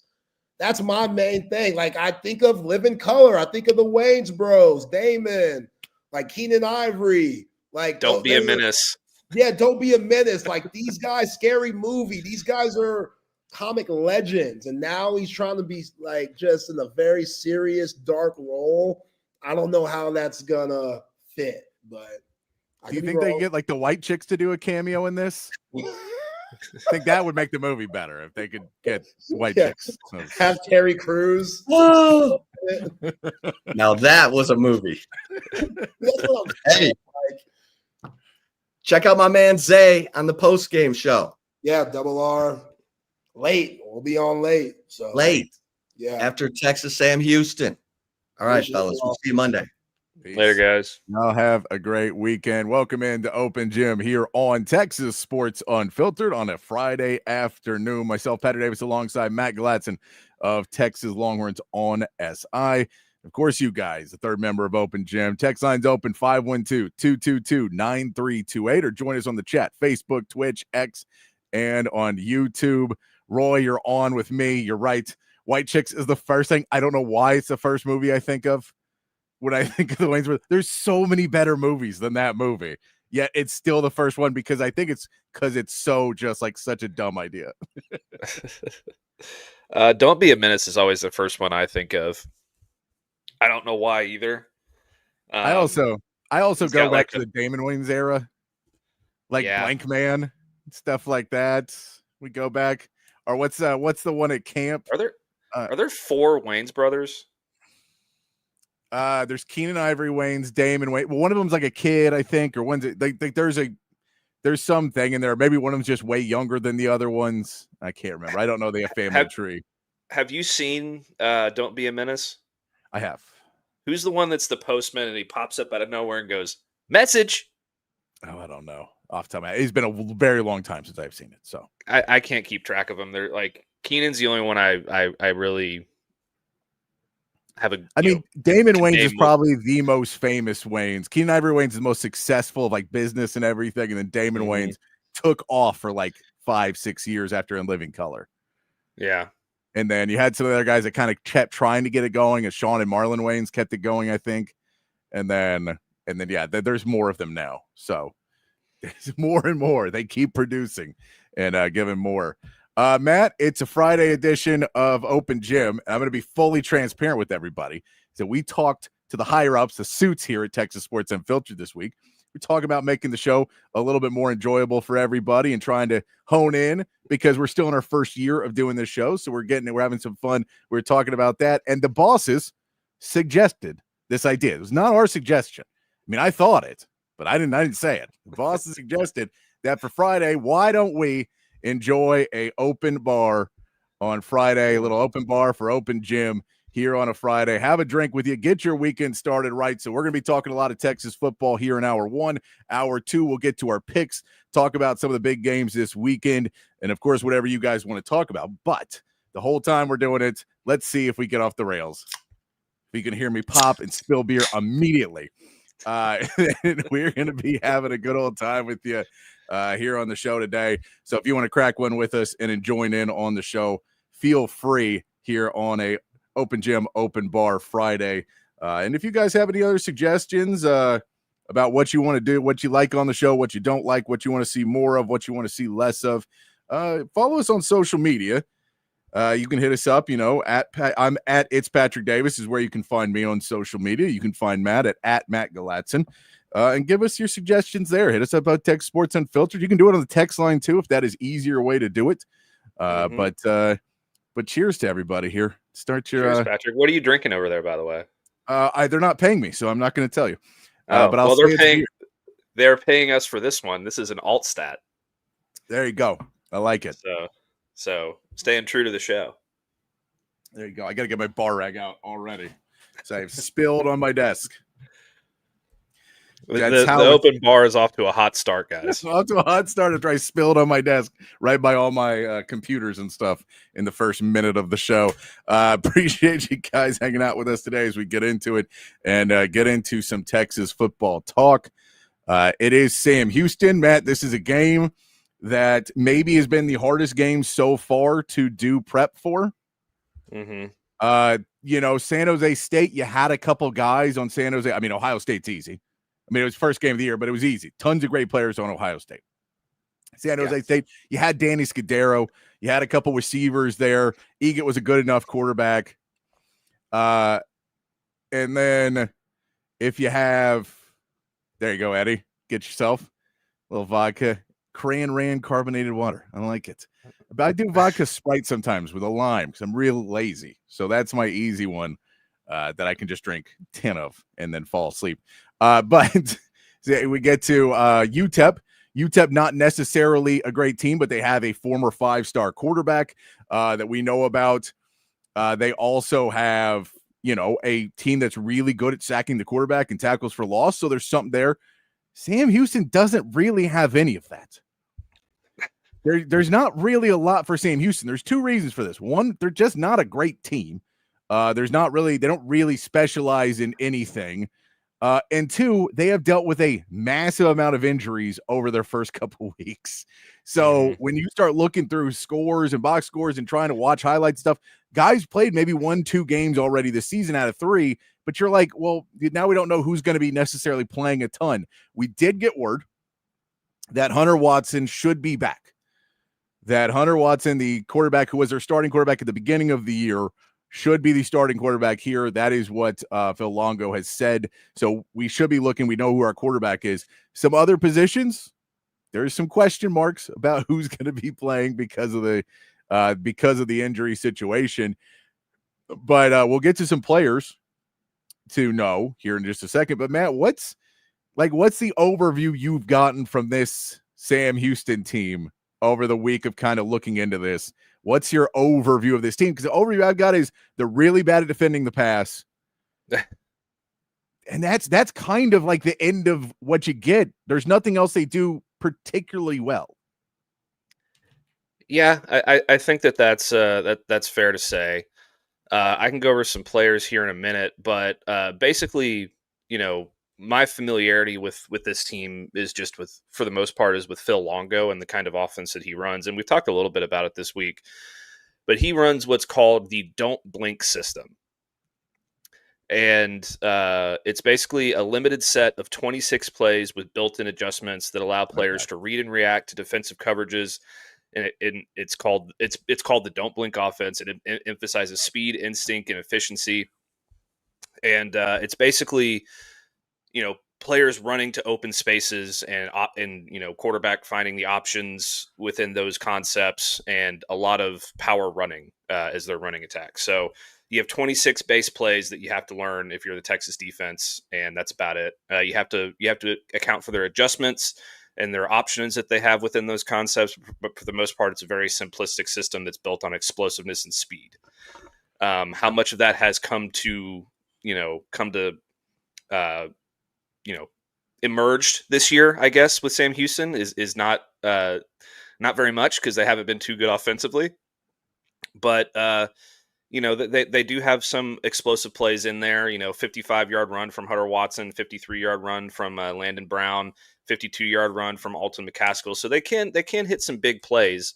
I believe their longest pass of the year is 59 yards to Tim Burns Jr. So, just kind of a very simplistic offense that is really, really relies on the explosive play to be successful. And I don't know how well that's going to work against the Texas offense. And I'm going to pull up some stats here in a minute from when he was at Ole Miss to kind of show you what happens with this offense when he faces an elite defense. But that's basically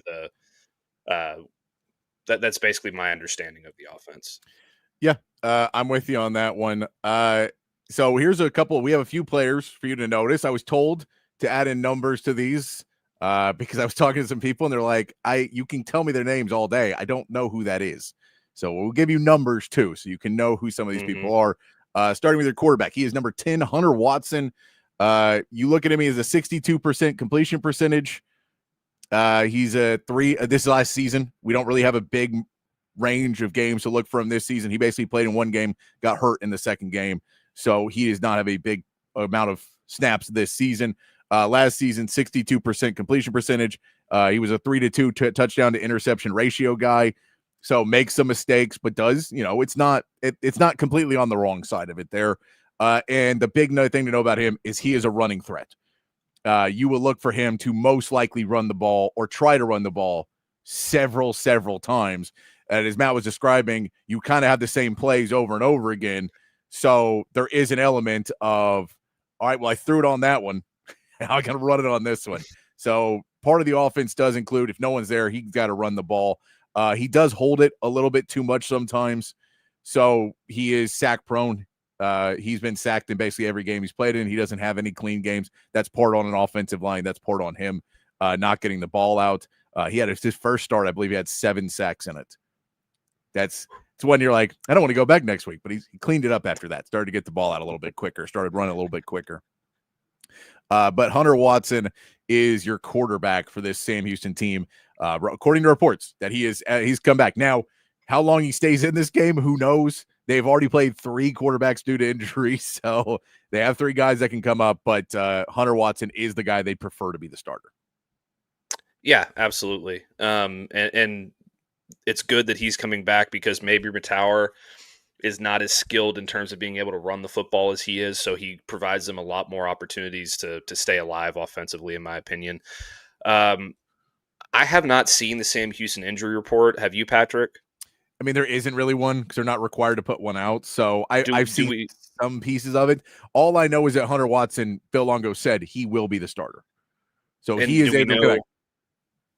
About the running back position? About the running back position. Not fully. So basically, I do believe there's a bit too of this where he did hold back guys to have them play in this game because they had a bye week last week. So they played week 0, 1, 2. They had a bye week last week, and he said they got much healthier in the bye week.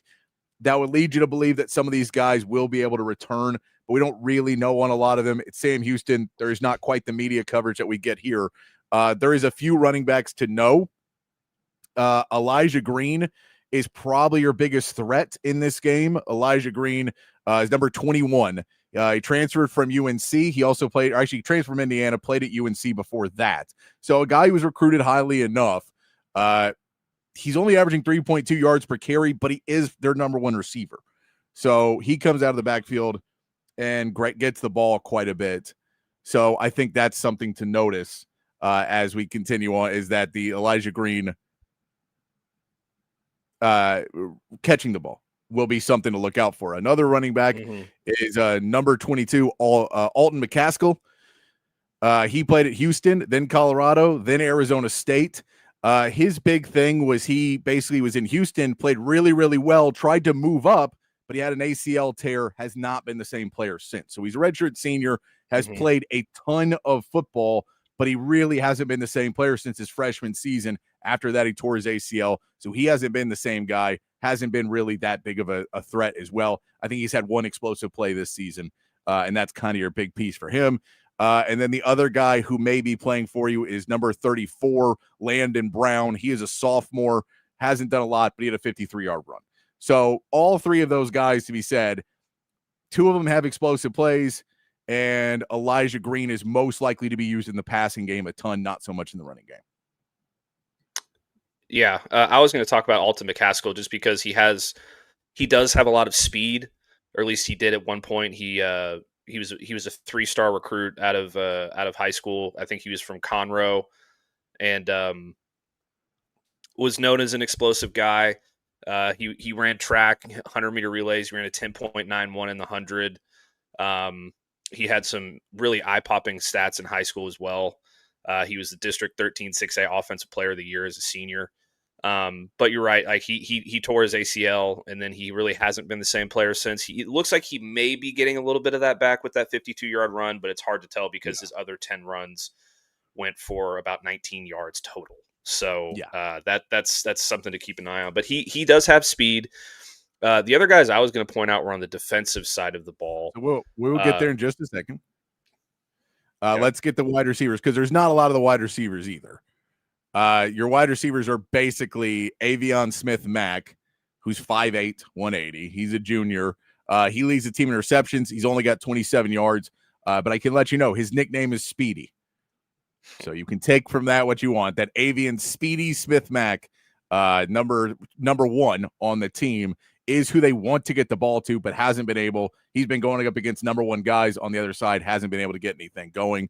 Your other wide receivers are Grady O'Neal, who is number 6. He's a junior transfer from Wisconsin, and Malik Phillips, a number 11. He's a senior transfer from NMMI. Any guesses of NMMI, Matt? New Mexico Intelligence Institute. Military Institute. You were close. You were very close. New Mexico Military Institute is where he transfers in from.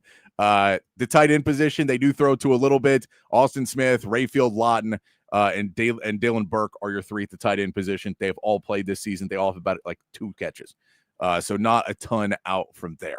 Now, on the defensive side of the ball, Matt, there are a few players over there. The first one I will throw at you, and this is kind of the guy, so the reality is it's weird when you look at this defense, because the guys who are getting the most production, at least stats-wise, are all in the secondary, because everyone is throwing all over them. So they have lots of sacks, or lots of tackles, I should say, because they're just getting thrown on over and over and over again. So the defensive line doesn't have a ton of sacks. Their sack leaders all have 1. So there's not a ton there. The one name that sticks out is Amon Allen. Amon Allen's a redshirt senior over there. He leads the team in tackles. He is, or solo tackles, I should say. He has 2 interceptions and a forced fumble on the season. And interesting for him, he's from Vista Ridge, and his dad's a Longhorn. His dad is Tajay Allen, who played at Texas from 92 to 96, and then played in the NFL for several years after that. So that is kind of the one name on defense that I really pulled out, because the rest of them, it is kind of a grab bag of, a lot of these DBs, you'll get noticed because they are all around the field, but they're not stopping completions. And that is one of those big pieces. You don't get a lot of PBUs. And so Amon Allen does have 3 turnovers. He's created 3 turnovers on the season. So you should be aware of where he's out in the field, plus a little bit of a homecoming for him because his dad did play for Texas. So he's probably going to want to try and show off a little bit, if he can at all, in this game for Amon Allen. Some other guys there, Matt, you got? By the way, number 7. CJ Brown, leads the team in tackles, 21 total tackles, 3 pass deflections, 1 forced fumble. The thing that kind of bothers me about this defense is when 3 of your top 5 tacklers on the team are defensive backs. That typically means that you're letting plays through the front 7 pretty substantially. Yes. So that is something that I would keep an eye on. It does not seem like they have a lot of stopping power up front. So those defensive backs have been responsible for making the majority of those tackles, and that is not a good sign for this defense. No, and I mean, they have a little bit of size on the interior of that defensive line, but not a ton. And then the edges are a decent size as well. Their offensive line is pretty stout on size, at least. Not the most athletic room in the world, but all 300-pounders, all over 6'3", 6'4", in that range. So you do have a real size offensive line for a team. You don't always see that at some of these schools. And so, there's enough on that line to, just stature-wise, that you're not going to be able to get away with just bullying people. But they should be able to get past that line of scrimmage. And I agree with you, Matt. This is a piece for this Texas running back core, that this isn't a team that has a ton of tackles for loss. This isn't a team that has been really dominating in sacks or anything else. So you should be able to break through and get into that secondary. Now, the secondary, Mhm. again, they're a lot of tackles because they're also getting thrown on over and over and over again and allowing those catches and then tackling after a catch. That is what we see a ton from this defense. So, at the end of the day, the defense other side of the ball, you can't really project who's going to make the plays because it's kind of shared, and it's wherever you attack that guy. It's not so much anyone's a standout. Other than I'll give him Iman Allen has created 3 turnovers, so I'll give him credit for that. But it really just seems wherever you attack with the football, that's kind of who's getting the stats. Yeah, absolutely. I mean, that's kind of how this offense has always been built. It's whoever's open and whoever gets the opportunity is the one that's gonna produce. There's never really a go-to guy in these systems. And it even when you have a bunch of really talented players in these offensive systems, it's kind of hard to pinpoint a go-to guy, which I'll get into with these Ole Miss stats here in a little bit. But it's very much an opportunity-based system. So whoever's getting the opportunity is getting the production. Yeah, I'm with you on that one. So that then takes us back to Texas because again, that's basically what we can pull out there of Sam Houston players that have the most likely chance to make an impact for you. But in all reality, it is kind of if someone's in the right place to make the play, can they make it? That's the Sam Houston for this week. And that's somewhat it is for their offense as well. But for Texas now, the game plan you're trying to find going into this, if we're going to say, Matt, this is a team that's going into this matchup for Texas, and they have to pick and choose what they want to attack. A secondary that we know is weak, a pass defense that you can go attack, but your quarterback maybe hasn't been making the best decisions.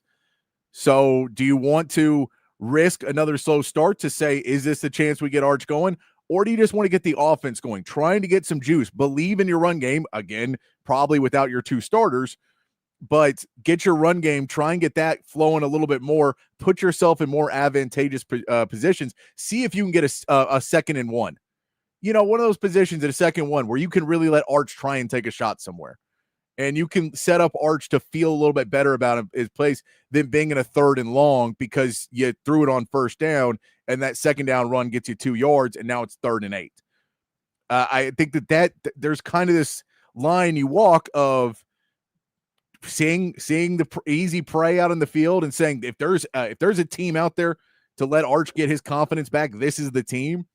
Or say, let's get the offense confidence, and when the offense has confidence, it will spill over to Arch.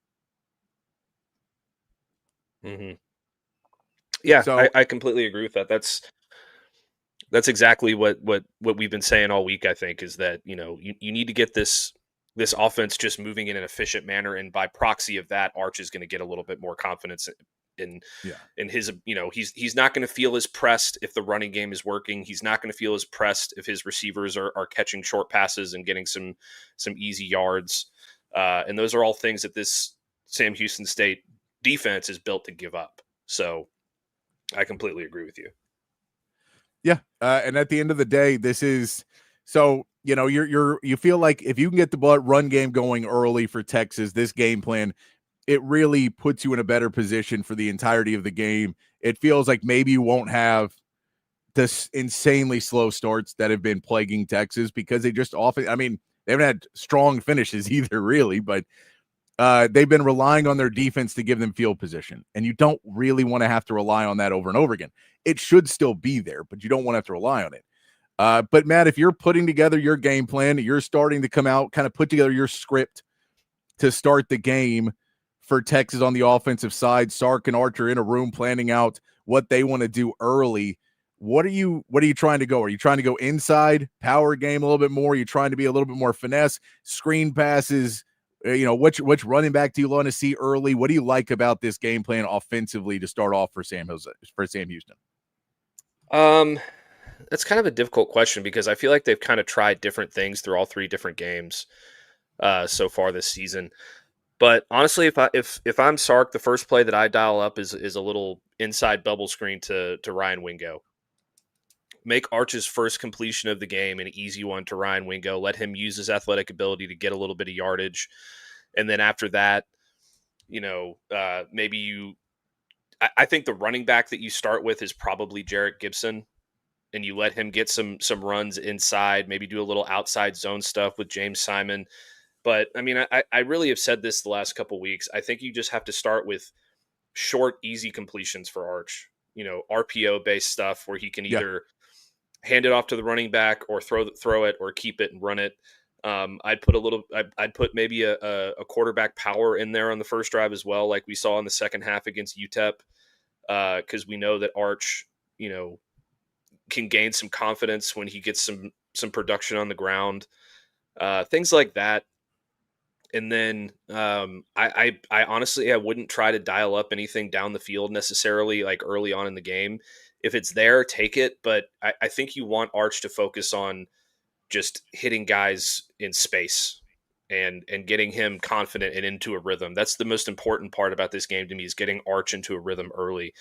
So whatever you have to do to kind of make that happen, maybe getting him on the move a little bit, but just really more one read, quick stuff. And if it's not there, use your legs and pick up a few yards here and there. Yeah. I think that is kind of the simplest game plan on the offensive side of the ball. Now you talk about defense.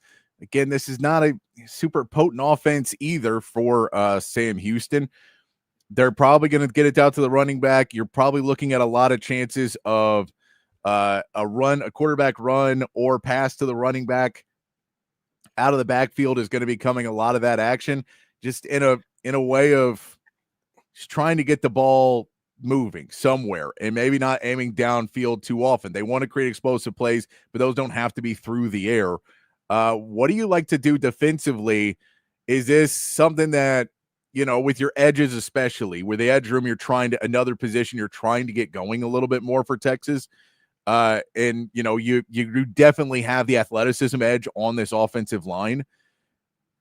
Is this a game where you do risk the run a little bit more and trust your linebacker core, who's been playing amazing, to really dial up some things for the edges and try and get them in that backfield and disrupt, and then trust LaFau and Ty Anthony Smith and Anthony Hill to be able to track down the QB, track him down and not allow big plays out of that? Or are you maybe being a little bit more timid early, trying to get him to throw into trouble because he doesn't really want to throw the football either. He doesn't want to throw it downfield. So you just cover up the running back, cover up his run, and make him be productive downfield. What do you like to do early in this game, Matt? I think you focus on stopping the run early. Maybe you just kind of, I feel like your defensive backs are going to be able to man these guys up pretty easily. So I think you run a lot of man stuff and bring pressure and sort of force them to be able to move the ball downfield on a clock. Don't let them sit back in the pocket and get any time. And trust your linebackers to be able to fill those gaps in the middle when there's a run play or spy the quarterback, whatever the case. I think you can be pretty vanilla on defense, but and be successful. But I really think they should dial up pressure early and try and get in this quarterback's head early, hit him a couple of times if they can, and really kind of force them to be one-dimensional. I think if you force this offense to be one-dimensional quickly, then that's going to force them to create a couple of turnovers pretty early in this first half. So I would just man them up and bring pressure and trust your linebackers to be able to hit those run fits and stop the run. I think that they can do that pretty easily against this team. Yeah, I think that's a pretty good idea. Yeah, go ahead. Well, I was just going to say it's probably a little bit more difficult to play zone against a team that their route concepts are all about finding the gaps in the zone. Yeah. You know what I mean? So if you just man these guys up, it's going to make their lives a little more difficult. Yeah, I'm all for manning them up and not allowing. You don't want to allow the big play. That's what your safeties are for. Try and make the right decisions back there. But yeah, this does feel like a team for a team offense for Texas that you're just going to try. Like the big concept for what they want to do is if you try and go inside on them, they throw it outside to the running back. And if you go outside of the tackle, then the quarterback can just take that hole and take it upfield. So that's where, it's going to be another difficult game for Colin Simmons to get him in the backfield, I think, a little bit. because you're just going to see them try and go out. I think the linebacker play is going to be really interesting to see what they do in Elijah Green, to see how quickly they come out, or if it's the star or whoever else starts coming right back out. If you go with all of that, I don't know what you could do. I don't know what you could do for this defense to get too much out there to get this edge room going, because this edge room is tough. Has had a tough sledding so far. It feels like this is a team you go after, but I think the mobile quarterback and the running back in the receiving game is going to make it again a little bit tougher for them to get going, and they're going to have to wait for next week or 2 weeks from now to go kind of tee off a little bit more about, if Lagway's still playing quarterback for them after Miami. Yeah, I would agree with that. And the quarterback's mobility can kind of throw a wrench into that idea, because if you man up too much against a mobile quarterback and everything moves to one side of the field, then he can take it and go the other way. I would keep a spy on him pretty often, because he seems like a pretty mobile guy. So maybe that's Anthony Hill, maybe that's Anthony Smith, maybe it's Grayson Littleton at the star position. I don't know how they're going to work that out, but I think you always have to have a set of eyes on this guy and make sure that you know where he is at all times in terms of being able to stop that,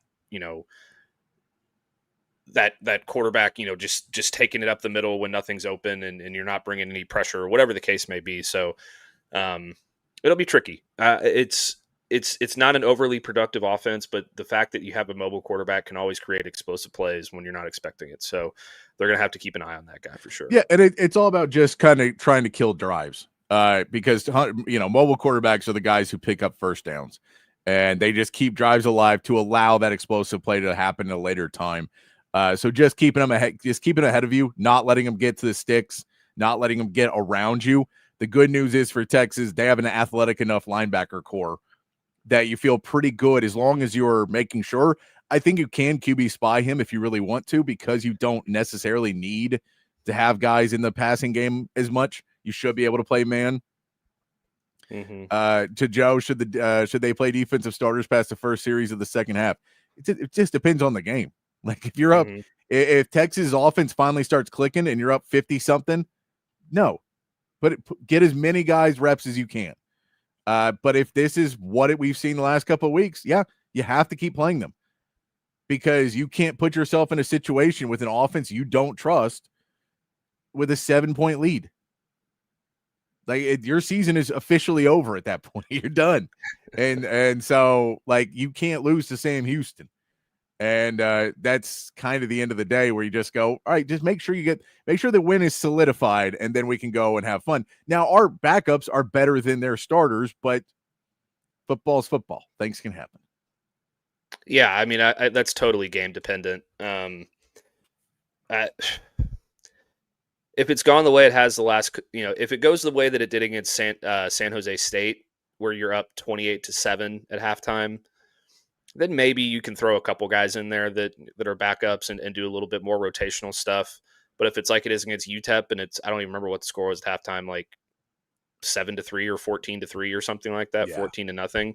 I don't think you can afford to do that, because one play could get them back into the game. So you got to keep those guys in until the game's in hand. Offensively, I know that you want to see some of these other quarterbacks get into the game.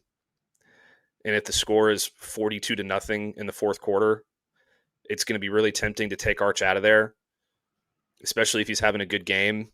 But I want him to get as many reps as he can possibly get in this game. I'm not saying play him the entire game, but he needs to have a few good series in the second half before I take him out of that game as well. No, I agree with that. Again, because we've kind of discussed this all week. We've seen 6 different halves from Arch Manning. So even if he has the best first half, it goes, 16-17 for 250, 4 touchdowns, got a run in touchdown too, and you just feel really, really good about what Arch Manning's doing in the first half. And then you come out in the second half, and first drive's a 3-and-out. You're like, well, we can't pull him. We got to keep him in there. So I think you're looking at really, I'd say 2 touchdowns in the second half. If he has a good first half, you're looking at 2 touchdowns in the second half. And that is an easy pull at that point, because then the reps are more or less, well, now you're just getting false confidence, which is great, but it doesn't mean anything because we get it. Whatever the problem was is not happening this week. I'm not saying you're over it, I'm saying it's not happening right now. If he's just hitting guys and in stride and everything's good. So I think there is a line of it.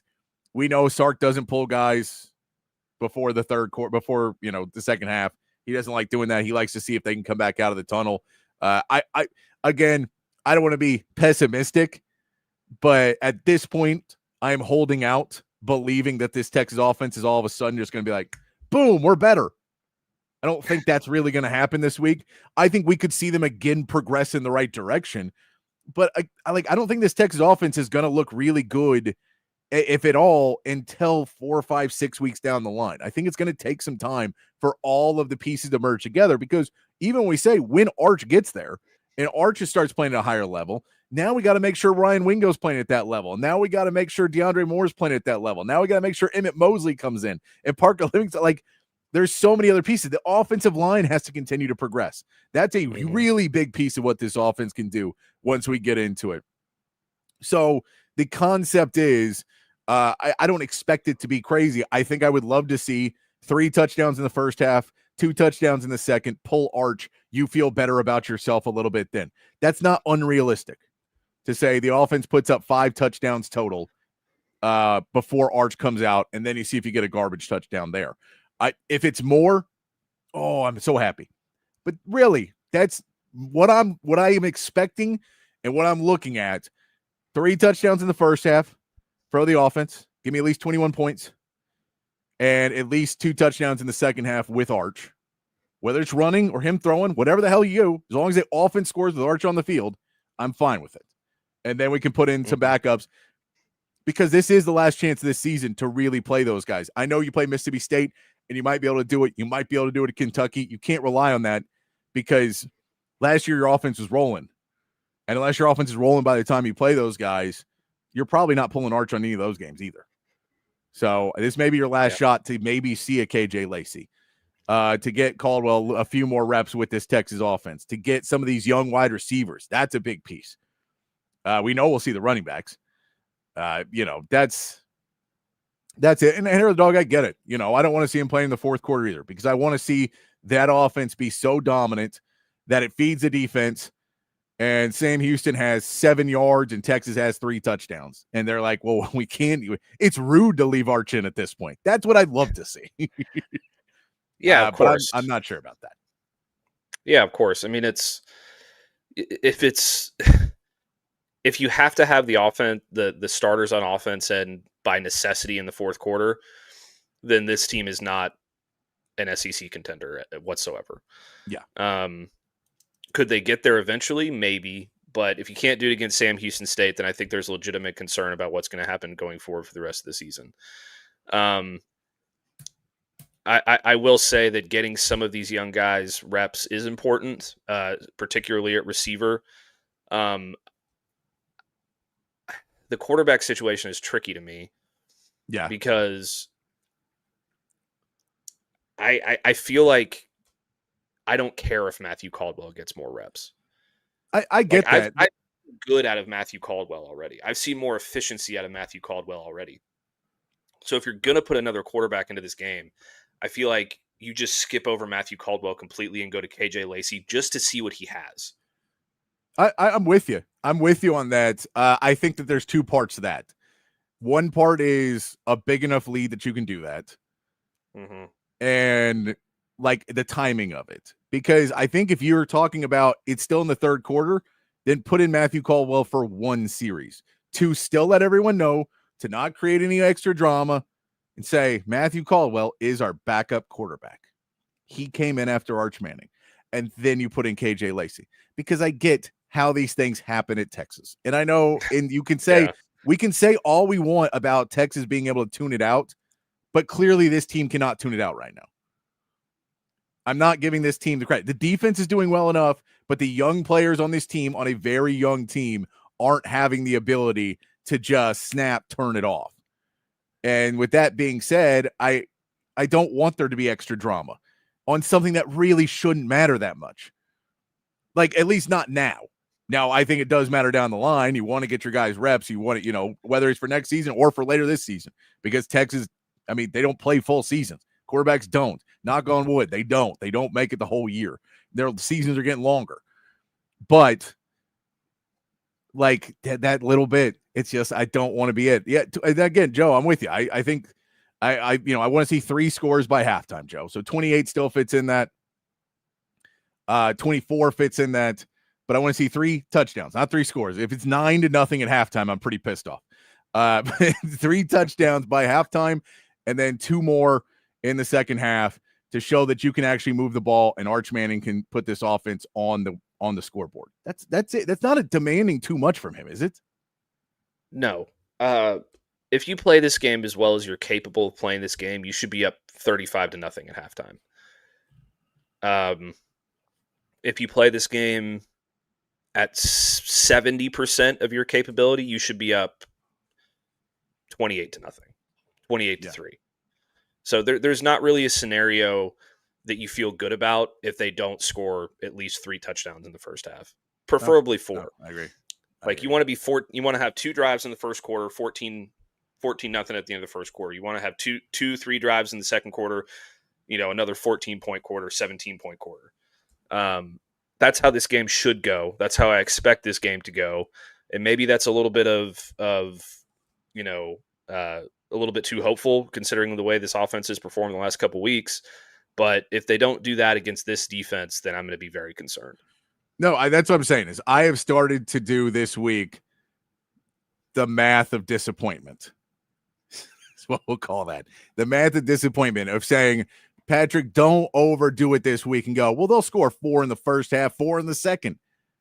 No, they won't. They haven't done it all year. There's no reason to believe that all of a sudden, even though there's a bad, they should have done it against San Jose State. They should have done it against UTEP. They didn't do it against either one of them. So there's no reason for me to believe that it will just all of a sudden pop happen. That being said, I'd love it if it did. But I think that there's reasonable pieces in that to have progress. Because I think 3 touchdowns in the first, 2 touchdowns in the second. You're talking about, in Arch's thing, basically having more touchdown drives than punts. And that really is kind of, at the end of the day, what you want to see. You want to see success more than failure. And last week, we saw failure more than success. Yeah. And that's not a way to win once we get to conference play. So we just want to see success more than failure. And against this team, like against Florida, I want to see success more than failure. That's it. Bottom of the line at this point. Win the game, success more than failure. Against Sam Houston, you're like, that can't be 50-50. It can't be 55-45. I'm going to need to see you get a little bit more success rate on this one because it's just the reality is you should be able to beat this team. You should be able to beat this team. Yeah, I don't know that 55-45 would do it for me either. No, I'd probably have to see something like 70-30, I'm okay if you have a drive that you come up short on at some point in the first half or early in the second half. But if the majority of your drives, and I'm talking like 75% of your drives probably, are ending in points, preferably touchdowns, obviously, then I'm starting to feel better. But it comes back to what I've been saying all week. For me, it's not about the point total in this game. I don't care if they win 70-0 or 42-10 or 35-0 or whatever. As long as the offense looks like it's moving efficiently and Arch is looking like he's progressing and you're getting chunks in the run game and your receivers are catching passes and your offensive line is blocking, those are the things that I'm looking for the most, rather than a final score that you have to hit to make me happy. I'm with you. All right, we're going to get to our MVPs, our X factors. I'm going to grab another one. Do you like my cooler, Matt? I do. My fancy cooler that was a gift to me. So that is where so we'll get another drink with you. If you're having a drink, let me know what you're drinking there in the chat or in the text line. If you're having a drink with us and starting your weekend off right here with Open Gym and Texas Sports Unfiltered. But Matt, let's go. Offensive MVP for this game. Who do you think takes the control of the game, has a big game, and gets it going? Not just your wish, but who do you believe will do it? I really, truly believe, and it also falls along with my wish, I really truly believe Arch Manning is going to have a big game here. Okay, I like it. I think he's going to throw for close to at least 300 yards in this game. I think he's going to throw for multiple touchdowns. I think he's going to rush another one in.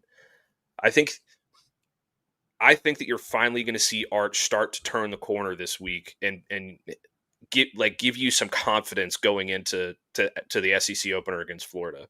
I know that it's against the trend right now, and I fully understand that.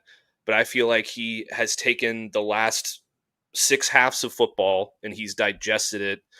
And Arch and Sark has seen those 6 halves of football, and they've sat down and they've had a heart-to-heart conversation. And they're like, okay, what can we do to get you into a rhythm? And those are the things that they're going to do early on. I think it's going to lead to a big game from him, and he's going to get some of that confidence back. So he's my offensive MVP. I think if you're looking for a secondary MVP that's on the receiving end of a lot of his success, I think it's going to be Ryan Wingo. I think that they're going to really, really try to focus on the two of those guys getting their connection going in this one, because it's their last good opportunity to do it before you get to SEC play. I like that. I'm going to throw out someone a little bit different here. I'm going to throw out James Simon. I know that seems weird, but I like him in his second game. I like him in this second game he gets to play. We know they're going to run. I think Jared Gibson's going to be good. I think Christian Clark's going to be good. I think that James Simon could break a big play in this game, like a play or two, get in the end zone and do something big on a screen game or get to the outside and use his speed against a team where he's just going to be faster than them. And I think that there's a chance that he's going to be able to use that explosiveness in this game. And, I'm hoping it's going to be Arch too. But since you already took Arch, and I'm gonna go with the run game being used in this game a little bit, use it maybe in the passing game a little bit, but put him in space, get him one, and take it to the house. I think he could definitely be that guy in this game. I know it's a little bit off the beaten path, but I got to pick one of the running backs, and really it's kind of a crapshoot at this point because there's no C.J. Baxter, Trey Wisner to say they're going to carry the load. Somebody has to out of this backfield to take the pressure off of Arch. Again, I get it, Sam Houston. I get their secondary is garbage. Someone still has to take the pressure because comfortability right now seems to be the big issue for Arch. Yeah, no, I like that. I like that a lot. If I was to pick a running back, I'd probably pick James Simon as well. I just think he's, of the guys they have that are going to be playing this week, he's the one that has the most opportunity to have a big impact in this game because of his speed and his explosive ability. Should I go with the defensive side of the ball now? Yes, sir. Okay. Look, every week it's been a different MVP for this defense. Week 1, it was Leongo Lafau. Week 2, against San Jose State, it was Anthony Hill and Ty Anthony Smith. Last week, I think it's pretty safe to say that it was, one of those linebackers again. This week, I know he leads the team in tackles right now, but for the most part, he's been pretty quiet. Michael Taff. Okay. He hasn't made a lot of plays in the passing game yet. I like that. I think he gets an interception in this game. I think he makes a play that turns the tide of this game early on and really breaks the confidence of that Sam Houston State passing game. So I'm gonna pick Michael Taff. I think he's gonna lead the team in tackles. I think he's gonna get a pick, and a little bit of a dark horse MVP for me in this one. I'm going to go with Murad Watson, I guess. He's just been so good all season. I think he's going to get a sack in here, maybe a sack and a half, and really disrupt things on the interior of that defensive line. No, I'm with you. And Hair of the Dog, if Scholarship Bird is our MVP, it means that he missed like 5 field goals for Miami, and Florida gets the win. That's the way to give us a better team on our schedule there in that Florida. How about I'll go with an easy one, Anthony Hill. This feels like a game where Anthony Hill can kind of eat. He's not going to be needed in the secondary a lot, but when he drops back there, he can cause chaos in the secondary. When he goes and attacks the quarterback in this one, I don't think they're going to know what to do. And so him being able to really just slow them down in the quarterback run game to be able to shut down Hunter Watson as much as he can, I think that he's basically going to take away his running ability And with Anthony Hill, and it'll be a linebacker, it'll be all of them, but I think Anthony Hill is going to lead the charge on that one. So I'm going to put Anthony Hill as the guy to be the defensive MVP for this game. All right, X factors, Matt. What do you think about the X factors here for Texas in this game offensively? Can I combine my offensive one with a special teams guy? Yes. I think Ryan Niblett's going to be an X factor in this game. I know that DeAndre Moore is coming back and he's going to be in the slot, but I think that Ryan Niblett's going to get some opportunities to get the ball in his hands in some way, shape, or form offensively. And I think he's going to get an opportunity to return something. And he's been on the cusp of getting a big return, like for a touchdown so far this year. I think he might get one in this game and really break the game wide open and put the momentum in Texas's favor with a punt return for a touchdown or a kick return for a touchdown. Probably a punt return for a touchdown because I don't see Sam Houston State scoring very much in this one. So I'm going to go with Ryan Niblett offensively, and then defensively.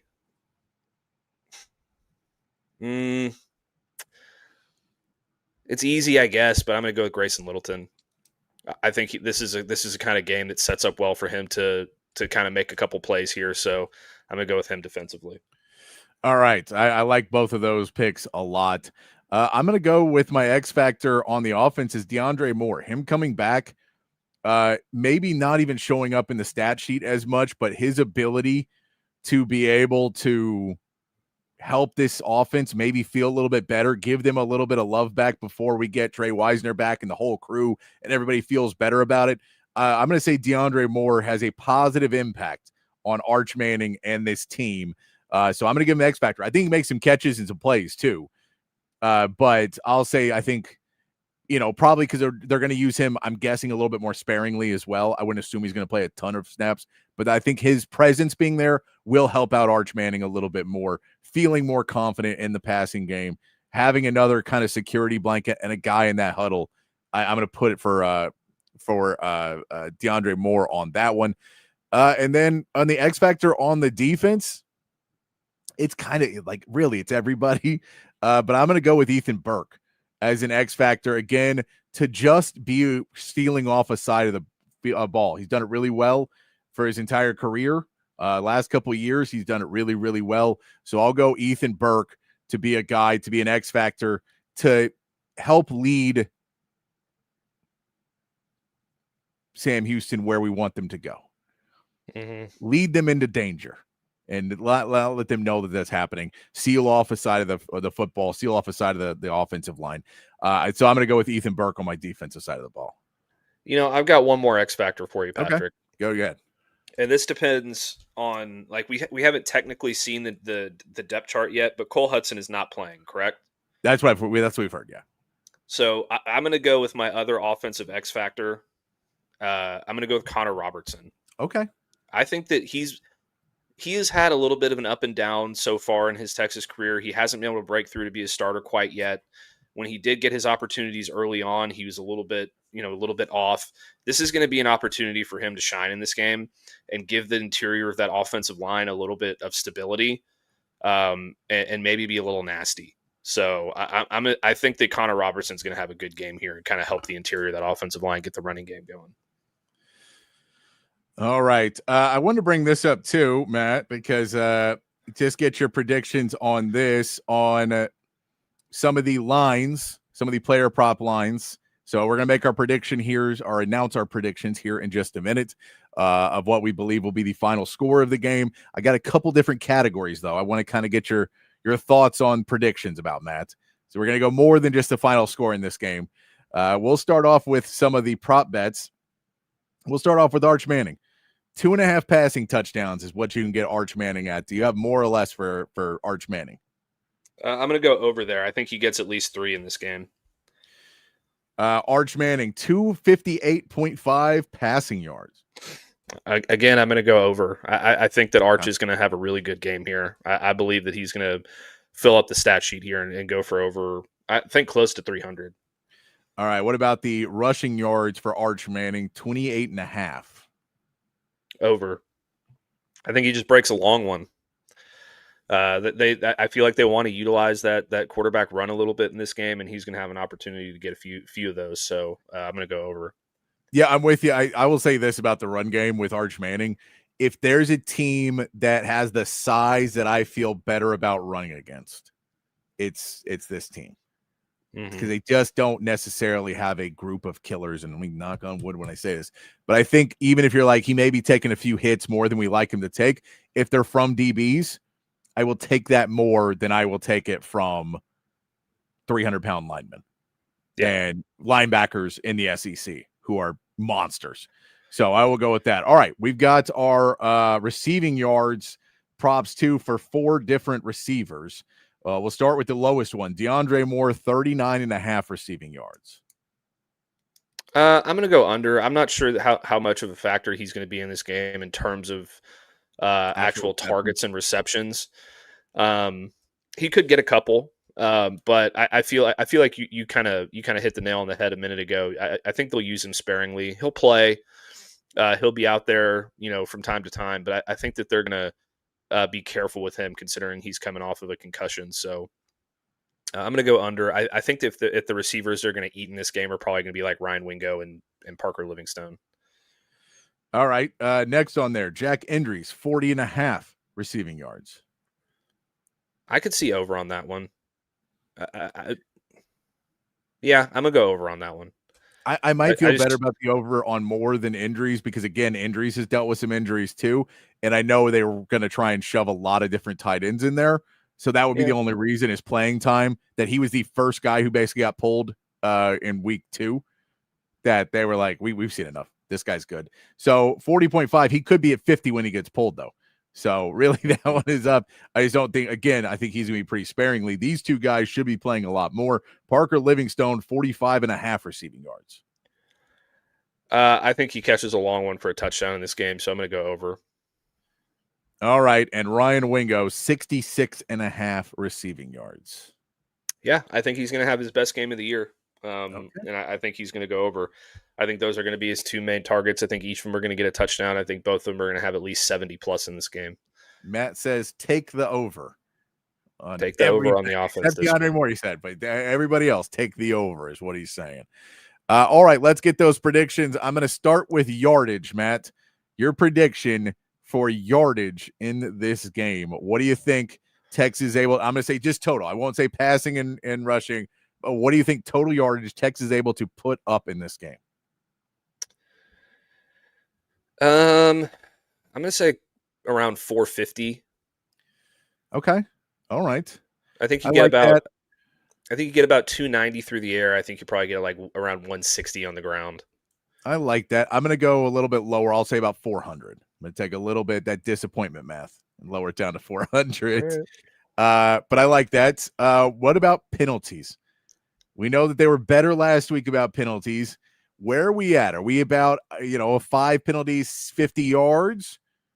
Is it going to be over 50 yards in penalties, under 50 yards in penalties? We know that there's going to be some movement on the offensive line. And I don't mean that of movement on the offensive line, but players moving around and playing a little bit more because of the injury to Cole Hudson. So we know that could lead to issues in there. But what are you going to go with penalties? Because as much as like we've talked about Arch, penalties was a big topic for 2 straight weeks. So I think we can't just leave that one behind. What were they at last week? Was it like 7 penalties? 6 or 7 penalties? No, I have to look real quick. I think that they cut it down a little bit more. They're not going to be perfect. I think they probably get like 5 penalties for around 60 yards. I think you probably get a hold in there. I think you probably get a couple false starts in there. Maybe a penalty on the defense, offsides or roughing the passer or something.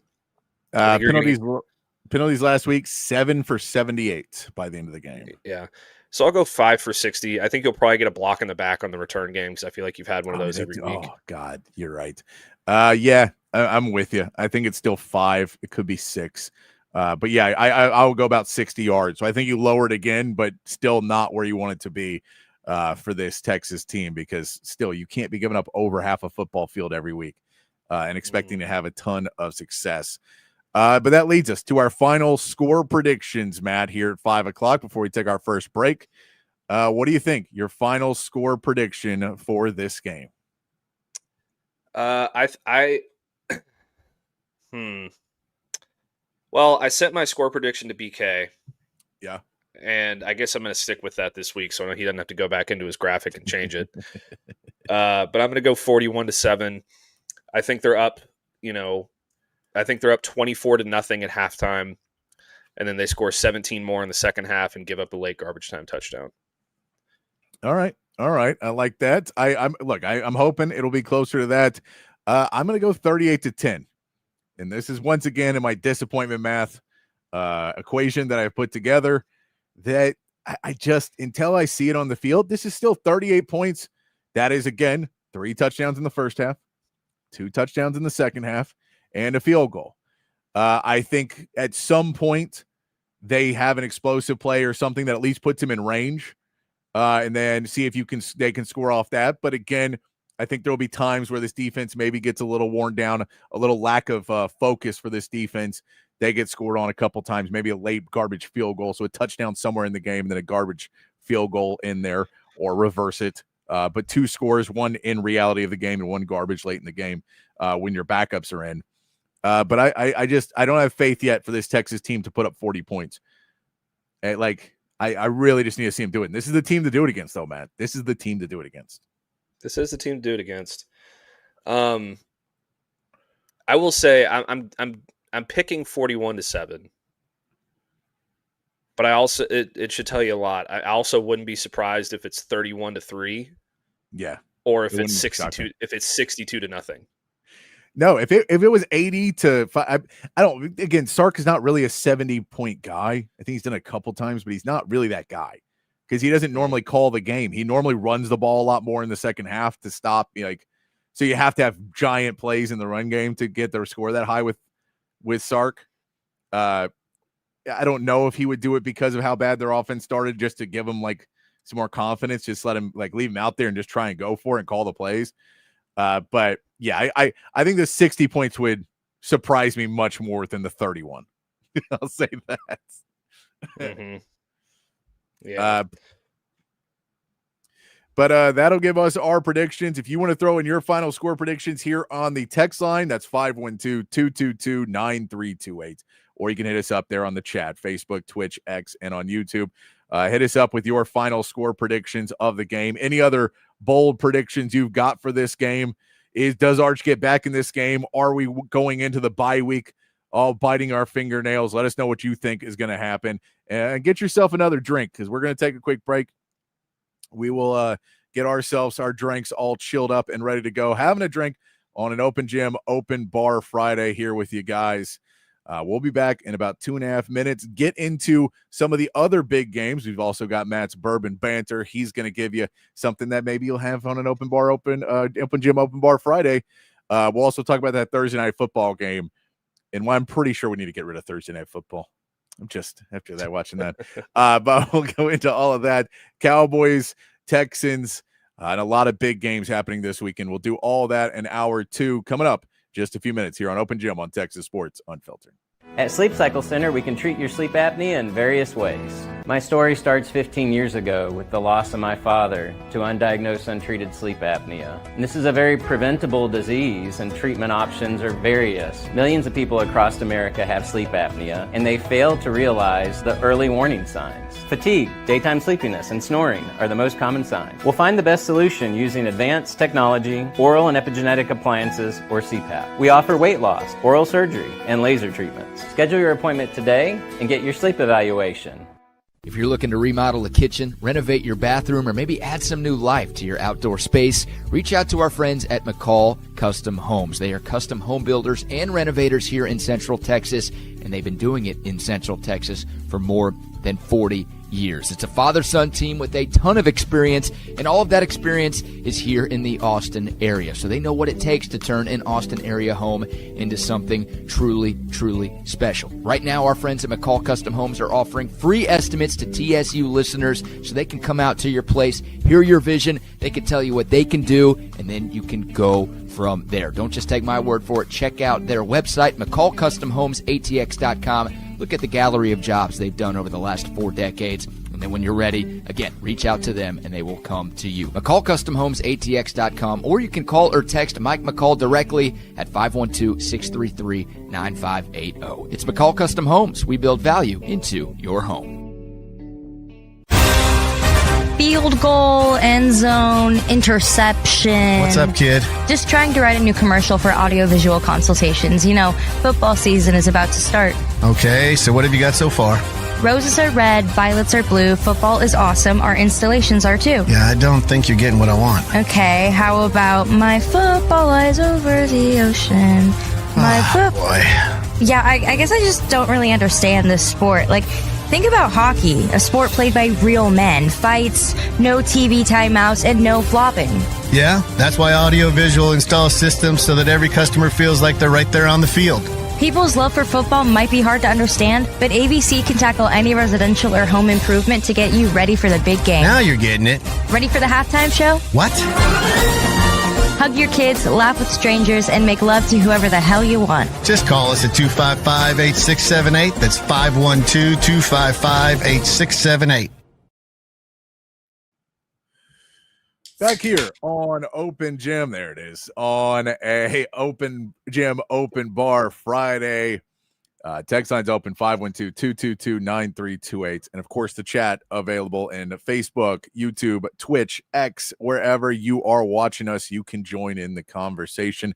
Let us know what you're having with us. Cheers on a Open Gym Open Bar Friday.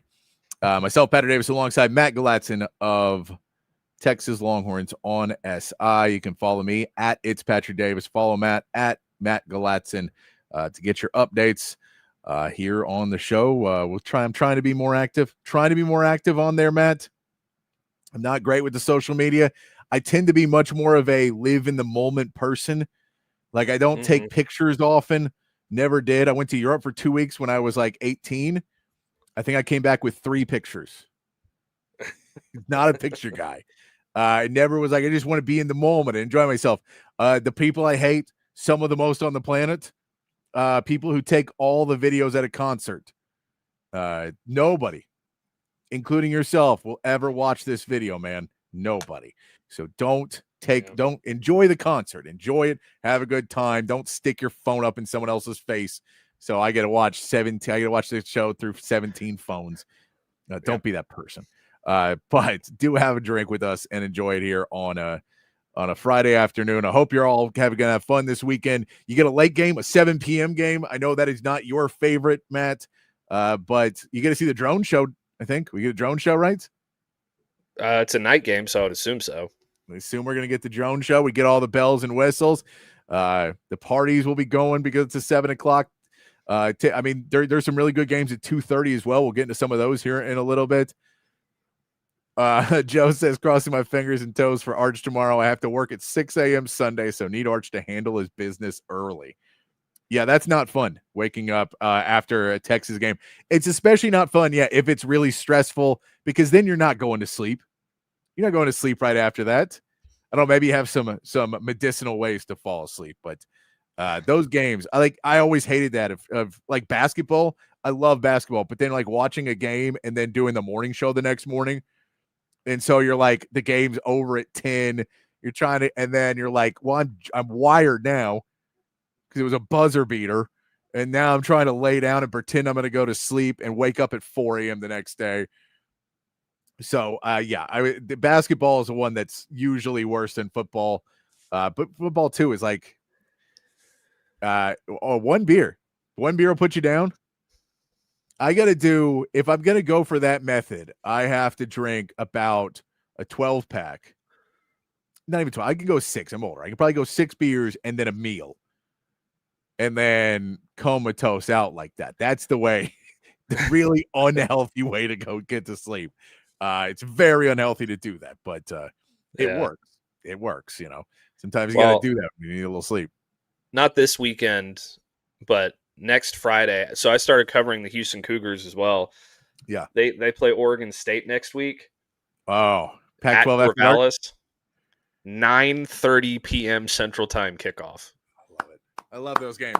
We need more late games, by the way. I am a degenerate who enjoys being up late. I did the morning show, which I never thought I'd do because I am a night owl degenerate. I work for bands. I've worked in clubs. My normal bedtime, if you ask me, would be like 3 or 4 in the morning. I know it's very unhealthy to do that though, because you can't do anything during the day really. But I enjoy living at night, right? So I love those games that if I choose to, I can go up there, the gambling on them. Like if you had a good day gambling, you can lose it all again on that night game. But I like having the game on, when you're decompressing. Like the worst thing is when you watch football all day and then the news is on and you walk away because the game's off and you go get another beer and you get some food real quick and you're talking to somebody else and you walk back in the room and the news is on. Oh, it's the worst feeling because it's always something like, and so is dead and the animal shelter's full and you're like, oh my God, no, we're having a good time, guys. So I hate that very much. So I love being able to, as soon as the game ends, flip to another TV, flip to another channel and get into there. Yeah, Joe K, used to love the late night, the Pac-12 after dark. Always way to go. Matt, it is a Friday, and even though we are now opening the bar, that does mean we can get in to Matt's one of Matt's favorite things to have at the bar or at the house or on the patio or wherever he is, a nice bourbon to add a little class to the show because we know I'm not carrying the class edge of this. So, Matt, what do you have today for Matt's Bourbon Banter? So I went with another, relatively affordable one, kind of a standard bourbon that's just a good one to have on your shelf for cocktails and sipping. It's called Chestnut Farms. It's got a pretty cool bottle there with the horse on it too, so that could be a little conversational piece there. But it's out of the Barton 1792 distillery in Bardstown, Kentucky. It's bottled by the Clear Spring Distilling Company. It's corn, it's rye, it's malted barley. Its cask is a little new charred oak. It's 90 proof. Its MSRP's for about $50. Some places it'll be a little bit more expensive. Some places it'll be a little cheaper, but for the most part, you can get it around $50. It's got a nice amber color to it. The nose is a little caramel corn toffee and a little bit of oak in there. Not too complex, but it smells like it's got a nice sweetness to it. The palate also, you get a little caramel in there and a little vanilla in that oak that I love a lot. You can tell I love the oak with these bourbons. The finish is just kind of a medium, easy finish. A little bit of corn and some caramel and some oak in there as well. It's pretty balanced. It's got kind of a light feel to it. Overall, it's not like the best bourbon that I've ever had in my entire life, but it's a good, solid one. On my scale, let me pull my scale up real quick. I don't know what I did with my notes. There we are. On my scale, I probably put it at about a 5.7, which is just good, solid bourbon. It would be great to make cocktails with, great for if you're just kind of starting out, like you want something easy, not too high proof. It's not going to really, knock your ass off the next morning or something like that. So just a good solid one there. And I'd advise picking some up to add to your collection. It's a pretty solid piece there. I like it there, man. I like that. A little bourbon banter. Another little pickup there for Matt that you can enjoy whenever you're deciding to imbibe. Hopefully you'll be opening a bottle after Arch Manning has a great game and we all feel much more comfortable. And then the whole conversation. All I want the conversation for the next 2 weeks to be is this a misnomer that he is back? Because that means there's a chance he's back. That's what we'll go with. Yeah. Like there's no way that it comes out of this and everybody goes, Arch is great again. We're putting him back in our rankings. It doesn't matter, but we could at least get that. Matt, Thursday Night Football last night happened. It happened. This should not have been that close of a game. It was close for most of it until the fourth quarter when Buffalo just decided that they were going to go ahead and win the game. But Miami was in it for way too long. I think they weren't playing really good football. It's just Buffalo wasn't Buffalo was playing better football. it was not the most entertaining game of football I've watched. It is the reason why Thursday Night Football is the worst, because this should have been at least fun to see Josh Allen just kind of dissect this Miami defense that hasn't really been good. But instead, we didn't get anything. We didn't really get any fireworks throughout the game. And I know some people say, well, it was close, and isn't that what you really want? And you go, no, I want good football to be close. And this really wasn't that scenario. There was a point in it where, too, I was like, if Miami wins this game, like, they're not automatically better because they win. And again, I like Mike McDaniel. I know hard feelings towards Tua. I think he's a heck of a guy. He's just, everything right now is not working the way you want. I've still been I'm not fully on the Devon A-Chain as a feature back. I think he's a great player, but I don't know if he's a feature back guy in an offense that probably needs it. They wanted Ollie Gordon maybe to take that role over a little bit more, to be a little bit more of the bruiser in this and have a pairing. And he did okay in the game last night, but I don't know how much that's going to be able to last for you as that continues to go on. But it feels like they need another running back to bring a different style to the running game, because A-Chain's really good. It doesn't feel like he's enough. Tua goes 22 for 34 for 146. He gets 2 touchdowns and an interception. So he looked better on paper. He didn't look that good. But the way he played in the game, he looked a little bit better. We saw the Tyreek Hill 5 receptions for 49 yards and getting all his business aired out on TV, which I know Zay was talking about earlier that he didn't like. I'm all for it. Don't continually be an awful person and then expect us not. Like, I get it. I don't really want it to be in my broadcast. I didn't even really notice it last night. But I also have no sympathy for Tyreek Hill. One of those guys, I've never drafted him in fantasy, and I have friends like, why would you not draft him in fantasy? I'm like, because I don't want to root for that guy. There's nothing that makes me want to root for a guy who has allegedly injured a child, allegedly injured multiple women. I don't want to root for him. So I just don't. I get that's all alleged. I get that there's more to it. I'm not even talking about baby mamas and all of that other stuff. I don't care about as much. It's the violence towards people that cannot defend themselves properly. That to me is normally something that's going to be kind of a deal breaker for me. So I don't really care if they want to put the allegations out there. I mean, it's risky to do in today's era. But he once again looks like a guy who wants to get traded. I'd really love if they trade into a bad team, because once again, I'm not ever going to root for Tyreek Hill. But Buffalo again. Buffalo is a team that we thought is probably playing the best football in the NFL. What do you take out of the game where Josh Allen still only missed 6 passes? They averaged 5.8 yards per carry. Everything should tell you this team should have won this game pretty heavily, but they just weren't able to get it done in the time they were trying to get it done. Quite honestly, I don't take anything out of it. It's Thursday, right? It's Thursday Night Football.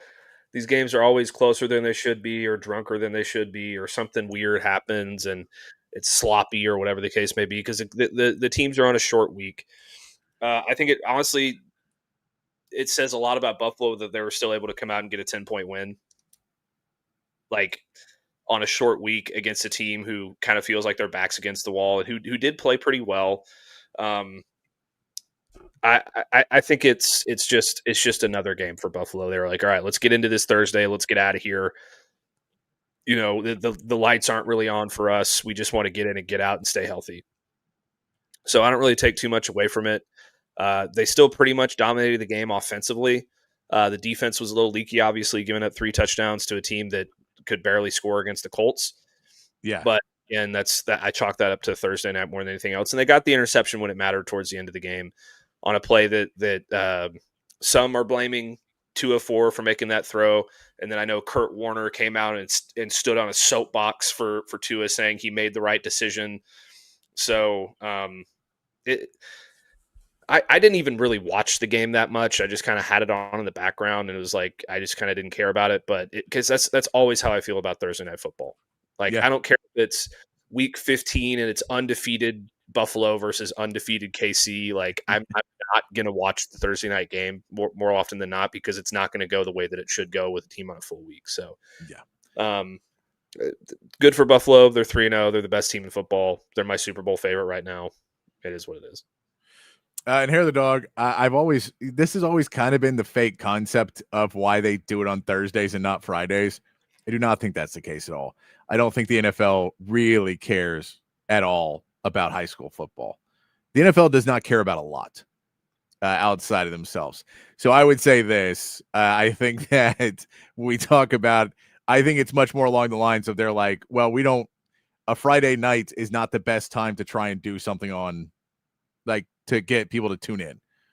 So we can probably get more viewers on a Thursday when everybody's home and not necessarily going out and partying than a Friday when everybody's at date night and everything else. So we'll do it on Thursday and we'll get more viewers. TGIF did not believe that, but back in the day, but I believe that's more of the concept. It's always said that it's high school football, but I'm like, we've seen what they did the second college football got close to playing on a Sunday. They're like, cool, we're on every Saturday now. We don't care. You guys barely took one step into NFL territory, and the NFL is like, screw it, we'll start playing Saturdays. We're all there. The reason they don't play Saturdays is because the networks don't want them to. The networks prefer they stay on Sunday. They stay on Sunday and college stays on Saturday, and they can make more money. But Hair the Dog, the NFL, yeah, they love us. I will give this to the NFL. The NFL has more free games than many other league, I think. Yeah. Like you get 3 a week on just network television at least. And then NBC. So four a week on network television is better than, ABC plays some football, some college football. What was it on last night? Prime? It's on Prime last night, yeah. Yeah. I don't Prime like that. Prime, have you ever watched it with the StatCast? I've never done that, no. Prime Vision. It gives you more of the all 22. It's great. It's not really all 22. It's more the overhead, but everybody's in the frame. So it is set up. So it's not an all 22 camera shot, but it is all 22. So that's why I like watching that one, because you can't actually see everything they give you. But yeah, try that one. See if you enjoy watching it that way or not. Give that one a try. And Joe says, play pigskin pick'em and had Miami plus 12.5 with Buffalo winning. There you go. Hell yeah. My survivor pick, the advice I'd given out this week was Seattle. I don't think you're going to pick Seattle a ton this season. They play the Saints on Sunday. It would be my survivor pick. That would be my survivor pick. Just saying that. It feels like the win. The Saints might go 0-17. They won't, They're but they playing might. decent. They're playing decent for being bad. Are they playing decent, or are the teams that they're playing just playing really You know what, bad? Matt? Let me put it this way. I have not watched the Saints this season, so I couldn't tell you. Surprisingly, that has not been on my list of things to watch. So I know that they're in games. I'll say that. Yeah. They've been in games. They've covered at least twice, I think. Here's my thing with the Saints. When I don't know how to pick a football game, I usually just go with the better quarterback. Mm-hmm. And there is not a single scenario throughout this entire NFL season where I will pick another quarterback or that I will pick Spencer Rattler over another quarterback. So, that is true. Yeah, it would have to go pretty low. Someone have to be on like their seventh quarterback, emergency quarterback. I would pick Shedeur Sanders leading the Browns over Spencer Rattler in the Saints. Well, that's easy. That's easy. I'm talking more of like a guy who hasn't thrown a football in a game in like 8 years, and then we're like, well, he was good, back then, but he's like 33 now. We don't know what he's gonna do. Maybe that guy. Maybe that guy be a little bit more worried about. Matt, let's get into the Jerry Jones hour and talk some Cowboys for the next 5 minutes of the Jerry Jones hour. The Cowboys taking on the Bears this weekend. We talked a little bit about it yesterday, but this is a bigger matchup for Dallas to show that they are a legit team, that they can win the games they're supposed to win, because that's kind of step one for figuring out if Dallas is a real, could possibly make a wild card or not, is can you win the games you're supposed to win? And we're not sure of that. They played well against the Eagles and then almost blew it against the Giants. So are they just matching up to everybody but going to lose too many of those because they're all one-score games? Or can they go to Chicago, who the Lions prove that you can just walk all over offensively? Or are they going to show up? Like, is the defense going to be able to show up? Or is Caleb Williams going to have his best game of his career? All of those pieces are really interesting to watch for the Cowboys versus the Bears. Mm-hmm. Yeah, I mean, I kind of feel like this team is going to continuously play down to their competition. I don't think that this defense is good enough to keep other teams out of the end zone, no matter who they're going up against. I mean, like I said, it's at one point this week, probably a couple of times, because I've been saying it a lot, at least in my private life. I'm sure I said it a couple times on the show. 450 yards through the air to a washed Russell Wilson. Yeah. You're going to get carved up all season in the secondary, at least until you get healthy. So I think this is going to be a high-scoring game. I think it's going to come down to Caleb Williams making a couple of mistakes, and I think Dallas is going to do whatever they want to offensively in this game, just like the Lions did last week, and how even J.J. McCarthy looked good in the fourth quarter against this Bears defense. So I think Dak Prescott's going to eat. I think CeeDee Lamb's going to eat. I think George Pickens is going to eat. I think Javonte Williams is going to have a really, really good game. Dallas is going to win, but I think it's going to be closer than we're comfortable with. And I think that Caleb Williams is going to make him sweat a few times. Yeah, we also saw, I believe DeAndre Swift has been ruled out for this game. Probably a either that or positive. question. So if DeAndre Swift is out, I believe Roshan Johnson is back now too. I think he's now healthy, so maybe that'll give them a different running attack in this game. But if they don't really have a running game, and it's just Caleb Williams beating you, this secondary has to be able to do something. If you're getting That's torn what up, it was for New York last week, though. Yeah, but that's what I'm saying. Like, you had a week now to try and fix these things. It's also Eberflus going back to Chicago, where he just got fired. I think that it is to me, like, the spread's 1.5. So we'll tell you what Vegas thinks about this. I think you got to win by at least 3 points. I'd like you to win by 7 in this game. Like, have a touchdown and not feel like, I don't want there to be the end of this game for I get the Bears. I thought was going to be better. They have not looked good so far this year. They looked okay week 1. They looked garbage week 2. So I this one for the Cowboys feels like a big piece to prove that maybe your defense can play a little bit against some of these bad teams. You can get those wins, and you don't have to score 40 points every week to win, because that's kind of what we think the Cowboys are going to be, right? Is a 40-point team, and whoever gets the 41st wins. Yeah, I just think that these receivers are gonna be an issue for Dallas. DJ Moore had 114, or he has 114 yards on the season on 8 receptions. Rome Odunze, 165 yards and 3 scores on 13 catches on 20 targets. I just think that they're going to have a really solid game here again. And Dallas was able to stop the run against Philly. They were able to stop the run against the Giants. But against Philly, Jalen Hurts made him hurt with his legs. And no pun intended, but like, he hurt them with his legs. And Caleb Williams is certainly capable of doing that. So I think that they're going to lose him a few times, and he's going to be able to extend drives with his legs, assuming he doesn't have a complete mental breakdown and throw the ball 70 yards into the stands. Like, I think that he's going to be able to do a lot with what Dallas does defensively in terms of getting involved in the ground game. So I just think that they're going to be able to move the ball against this defense. I don't think the running, being able to stop the run, matters for Dallas right now, because they're so porous in the passing game and against mobile quarterbacks. So, I mean, even Russell Wilson had a few nice carries against Dallas. So I don't have any faith in this defense. So I think it's going to be high scoring. I do think Dallas wins by a touchdown, but I think that that's because Caleb Williams makes a mistake somewhere late, and Dallas, just kind of runs out the clock. All right. How about the Texans? Texas 0-2, just like the Bears. Two games where they could have had a win in either one of those, just don't get it done. Too many penalties, too many mistakes. Offensive line is hit or miss. The offense is just Nick Caley's not figuring it out yet for this team. There's a lot of questions to be asked. They're going into a Jaguars team that's 1-1, has looked okay so far for this Jaguars team. Trevor Lawrence is Trevor Lawrence. We know that, but they've got a lot of other talent happening. Travis Hunter seems like he is playing really good football so far this year. The Brian Thomas Jr. Question is out there for the Jaguars, which is basically people believing that Brian Thomas Jr. is maybe making personal decisions out there on the field, financial decisions out there on the field, and not catching hospital balls that Trevor Lawrence keeps throwing him. That's a little bit of the thought right now.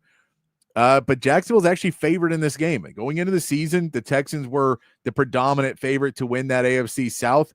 Jags favored in this game. This is a big one to go on the road for the Texans and try and get right. I know you still don't have a Joe Mixon. Nick Chubb's been okay. Not been a great running back, but been okay for you. But this is the question. With a really young offensive coordinator and a young play caller, is there a learning curve where he will be able to pick it up, where Bobby Slowick picked it up for the Texans, and then once people figured out Bobby Slowick, it all went back downhill again? Is there that point where you could at least get some good games out of Caley, or does it go the opposite direction and he just never even figures it out and you're just kind of stuck with an offense that's not helping out your quarterback at all? And, if you're not helping out your quarterback in the NFL, that's a really good way to get fired. Well, I mean, this is a team in Jacksonville that gave up 241 yards and 2 touchdowns through the air to Jake Browning last week. Granted, Cincinnati obviously has very talented wide receivers. I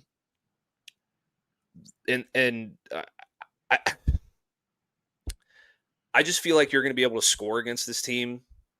They like, if they can't score against this Jaguars team after a backup quarterback came in and diced them up, granted, he did throw 3 interceptions, but he still was able to move the ball through the air. I think if you can't move the ball against this Jaguars defense, then then that's kind of the final nail in the coffin for me with Nick Caley. Like, I can't trust you in any other game this season that you're going to be able to put up points if you can't do it against a team that just got diced up by a backup quarterback. And obviously Joe Burrow was doing well against them before he got hurt. But also offensively, I'm not impressed by Jacksonville. They only scored 26 points against one of the worst defenses that I have ever seen in the Carolina Panthers. And one of the worst defenses in the NFL is the Cincinnati Bengals, and they gave up 27, or they only scored 27. So I know that's a lot in terms of NFL, like that can be a lot in the NFL, but I don't think that they're going to be able to score against this defense very much. I still don't trust Trevor Lawrence. I still don't trust those young receivers. I still don't trust that running game. If Houston doesn't win this game, they need to start not firing people yet, but they need to seriously start having conversations about, okay, should we change some stuff? Because this is a team that they should beat. I don't know how Jacksonville's favored. I guess it's because it's in Jacksonville and it's kind of a pick 'em, so they give them the edge there. But I just, if you're only scoring 20, like you're beating the Carolina Panthers, who are an awful football team, 26-10. That's not impressive to me. So I don't know. I'm going to pick the Texans in this game. Spoiler alert for later, but I don't feel great about it because this offense has not been able to do anything so far this year. Yeah, that is kind of what it feels like to be a Texans fan right now. I don't feel great about it.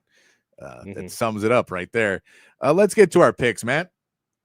You were doing much better in our picks. Well, if we I'll have to add in more of what we got. We both missed the Texans in that final game last week. You were 7-9 going into last week. You then went 3-3, so you are now at 10-12, Matt, on the season. We don't even need to look at mine. We have to. I don't think we need to. It's been one of the worst seasons I've had picking ever. I'm not the best ever, but I am 4-19, I believe. Man.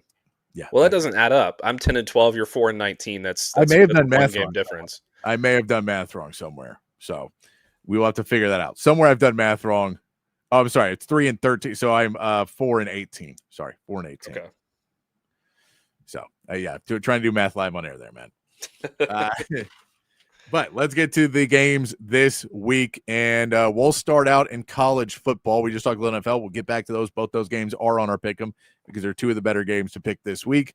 But let's start out with one of the biggest games. Two of the biggest games this week are on our list. Or actually, three of the biggest games this week in college football. Texas Tech at Utah. This is a interesting matchup. I have Utah at 3.5, minus 3.5 in this. So you don't get the field goal. You get the field goal one way or the other. Texas Tech could lose by a field goal and still cover this. This is a game that could be one of the biggest in the Big 12. We know that this is a Texas Tech team that paid a lot of money to try and like they invested a lot into this team to try and get better over the offseason. This is a Texas Tech team that has been running up the score on who the guys they have been playing so far. That being said, they haven't really played any big talent, but they have been running up the score. I believe they're the only team to, in the first half, have scored over 100 points and not been scored on in college football so far this season. They play a real matchup against Utah now. What do you like in this matchup? Utah favored by 3.5, Matt. Well, I mean, I think Texas Tech's most impressive win of the season so far is against an 0-3 Oregon State team. So I don't really have a whole lot of faith in this Texas Tech team quite yet. They're going to have to prove it to me. And Utah is, I really like their coach. Kyle Whittingham's a great coach. They also haven't really beaten anybody yet. They beat the crap out of UCLA, but that's a worthless win right now because they look awful as well. But it's at Utah. I'm going to go with Utah here. I think that they're going to win this game by a touchdown. I'm taking the 3.5 for Utah there. I don't have any faith in Texas Tech, and I don't care how many 5-star recruits they get to sign, $3 million NIL deals or whatever the case may be, and how many transfers they get to come into the portal until they prove to me that they can be a consistent football team against good competition. I'm not going to bet on them. So I'm going Utah. Yeah, I'm with you on this one. Both quarterbacks have played pretty well so far this season.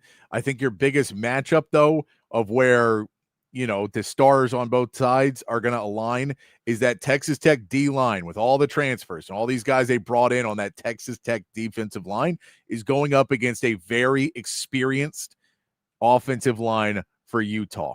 That matchup, I'm going to probably give the edge to Utah still because that is a lot of redshirt seniors who have been in this Utah system, and I believe that those guys are going to be able to get it done. So I have Utah covering as well. I love it at 2.5, but I think it's at 2.5 now, actually. But we're picking at what we said we're going to pick at. We'll make it a little bit harder. But Utah, I've got Utah on that one as well. So that's a loss for Matt already. We go into our next Maybe pick. It's a win for Patrick already. All right. That's, I like your attitude. I like your attitude there, Matt.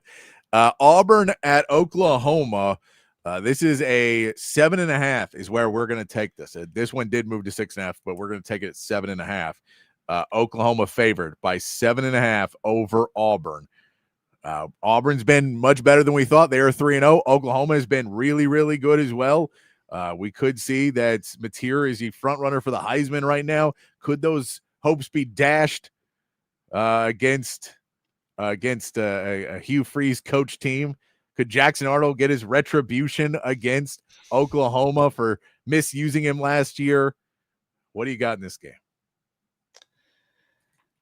Well, we all know my disdain and disbelief for Hugh Freeze. So I'm going to take Oklahoma minus 7.5 here. I think Jackson Arnold is going to soil himself in front of that crowd in Norman. I think he's going to be freaked out. I think Oklahoma is going to be able to stop his legs and take that out of their ground game because nobody's really tried to stop Auburn's ground game so far this year. Baylor didn't try to do it. They let them run as much as they wanted to. I don't think Oklahoma is going to do that here. I don't believe in Auburn, and I'm not saying that I necessarily believe in Oklahoma yet because I don't think they've beaten a really good team yet. Michigan is okay. It's a decent win, but it's nothing that's going to move it for me. But I think John Mateer is going to come out and have a big game in this one, and I think that they're going to win this game and cover. All right. Here's the stat. Jackson Arnold in week 1 ran for 137 yards in game 1. Gets the win, right? Week 2, he's 24 of 28 throwing the football for 251 and 3 TDs in week 2, right? So we think, all right, this guy may be able to do it all. Week 3 against South Alabama, He's 13 for 24 for 142 yards and only runs for 50.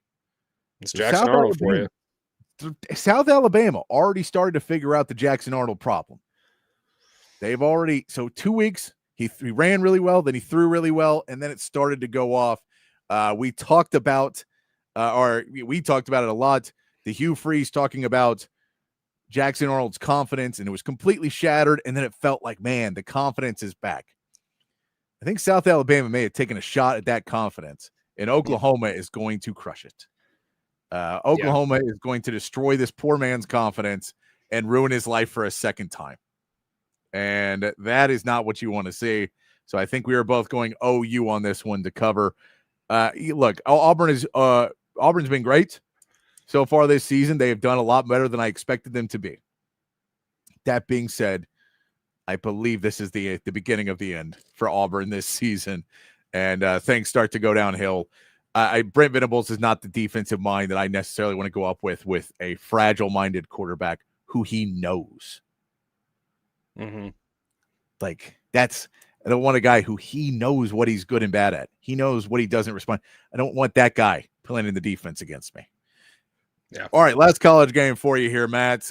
Michigan, 1.5-point favorites over Nebraska. This is a Michigan team whose defense has looked pretty good so far this season. Offense up and down. Bryce Underwood, got a little exposed against, and I don't want to say exposed. He's a true freshman. But, he played Oklahoma, and they were able to control Bryce Young pretty well. Nebraska trying to step back up into the reality of the Big Ten and conversations for the playoffs. They're 3-0 so far this season. This is a big, big win for Nebraska if they can get it. Michigan only 1.5-point favorite on the road. What do you like in this game? I'm taking Nebraska -1.5. I just don't think Bryce Underwood's going to be able to handle the pressure in the environment there. I think Nebraska's offense is really starting to come along. I know that they've had Akron and Houston Christian over the last couple of games, but they're also averaging. Hold on. I'm not going to do math live on air. I'm going to use a calculator here.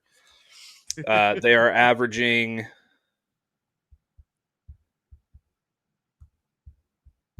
63.5 points a game over the last two.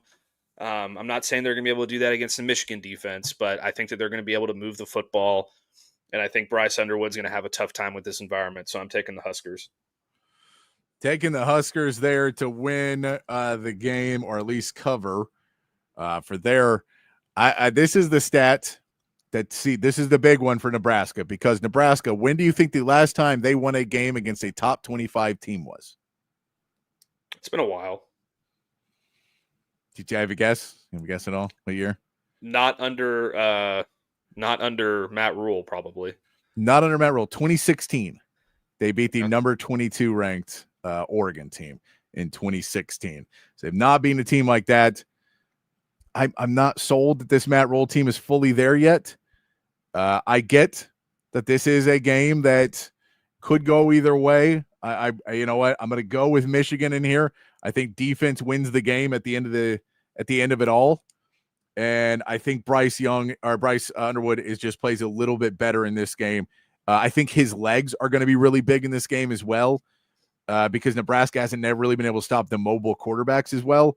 So I think Bryce Underwood being able to run the ball is basically going to get you a win for Michigan in this game. Okay.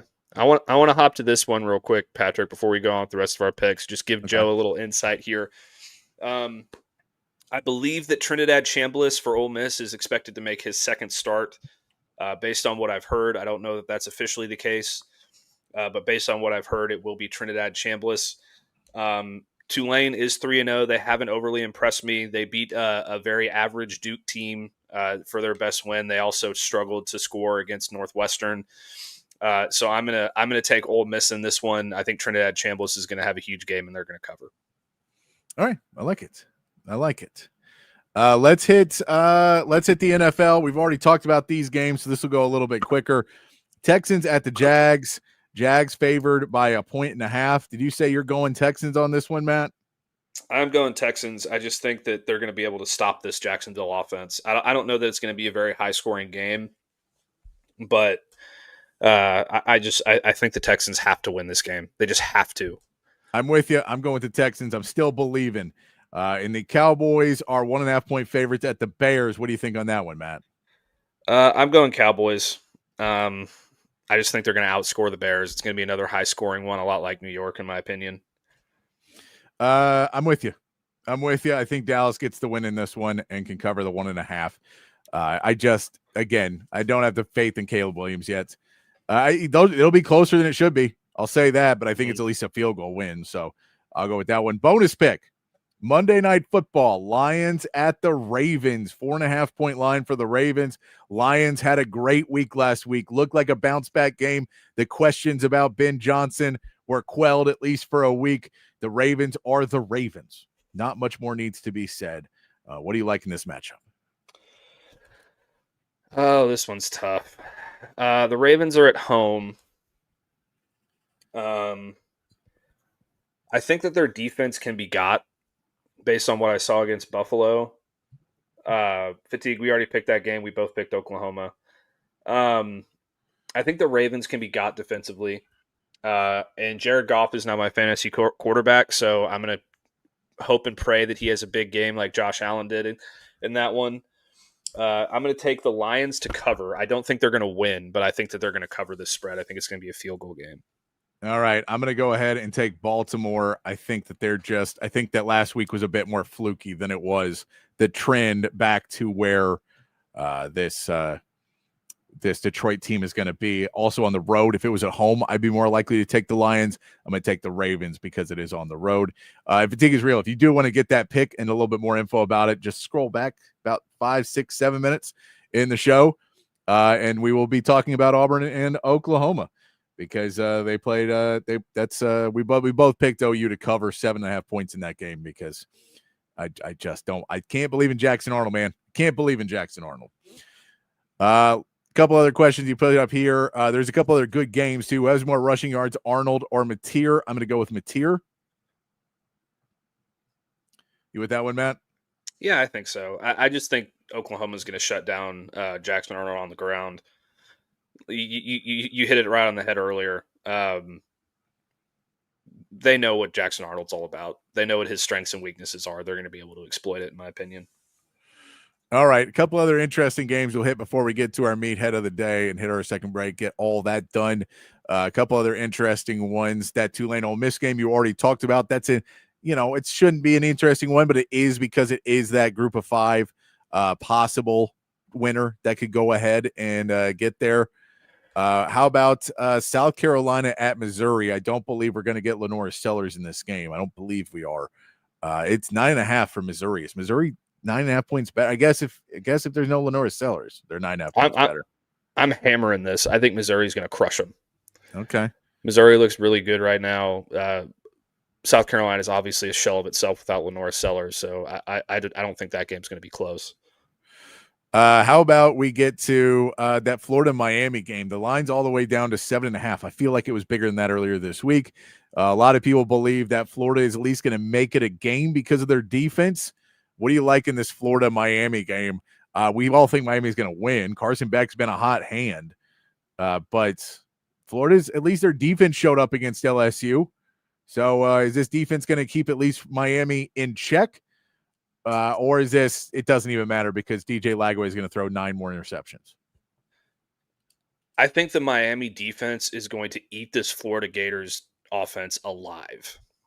I would be surprised if Florida gets a touchdown in this game. I think DJ Lagway is going to struggle again.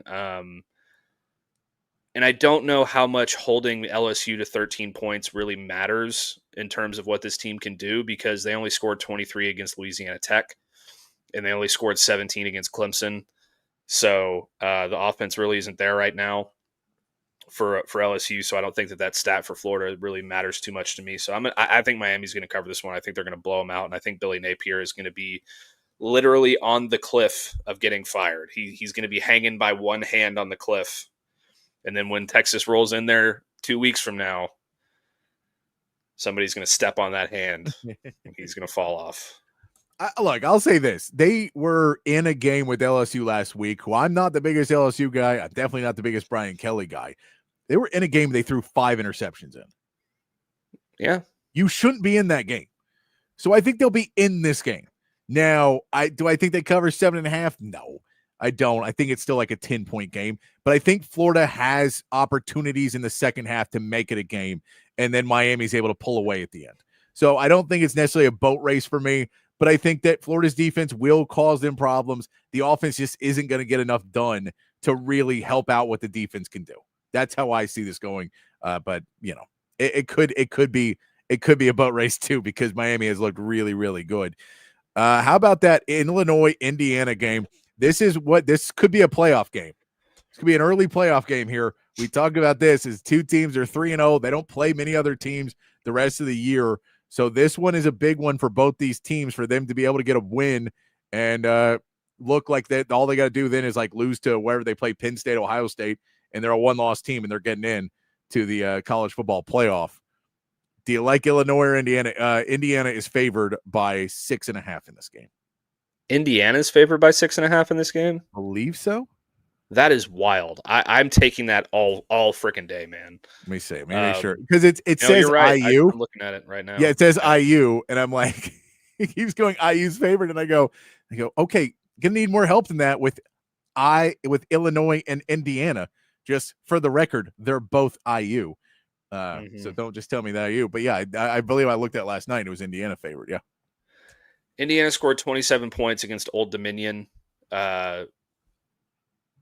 Luke Altmaier has 8 touchdown passes this year through 3 games. They dismantled the only Power 5 team they played in Duke, who really isn't that good, but still dismantled them 45-19. I'm hammering this one. I've got Illinois in an easy win. Easy win. I don't believe in Indiana.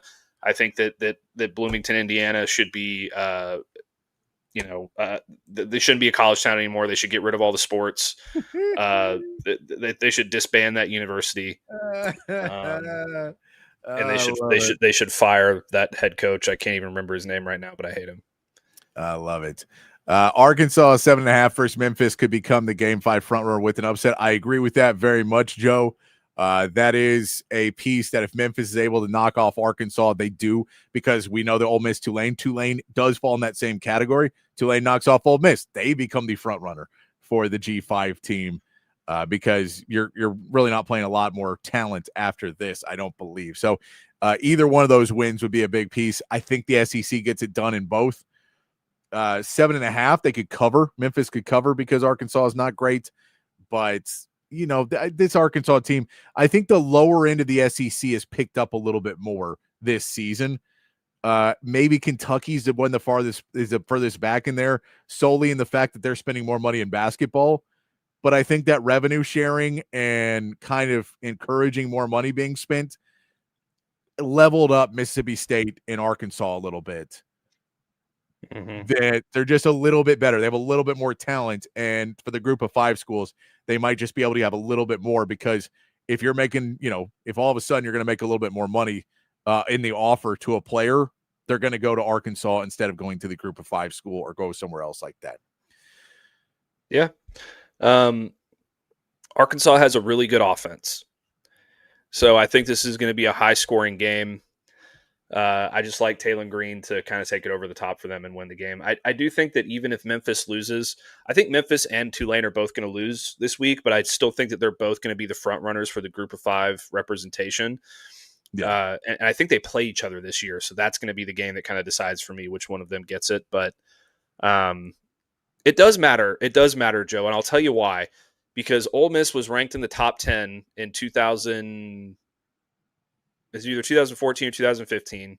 You want to hear the worst bad beat of all time, Patrick? Go for it.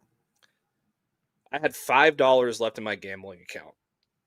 So I decided to have some fun, and I did a 25-team parlay, straight money line, on every game. I hit 24 of 25.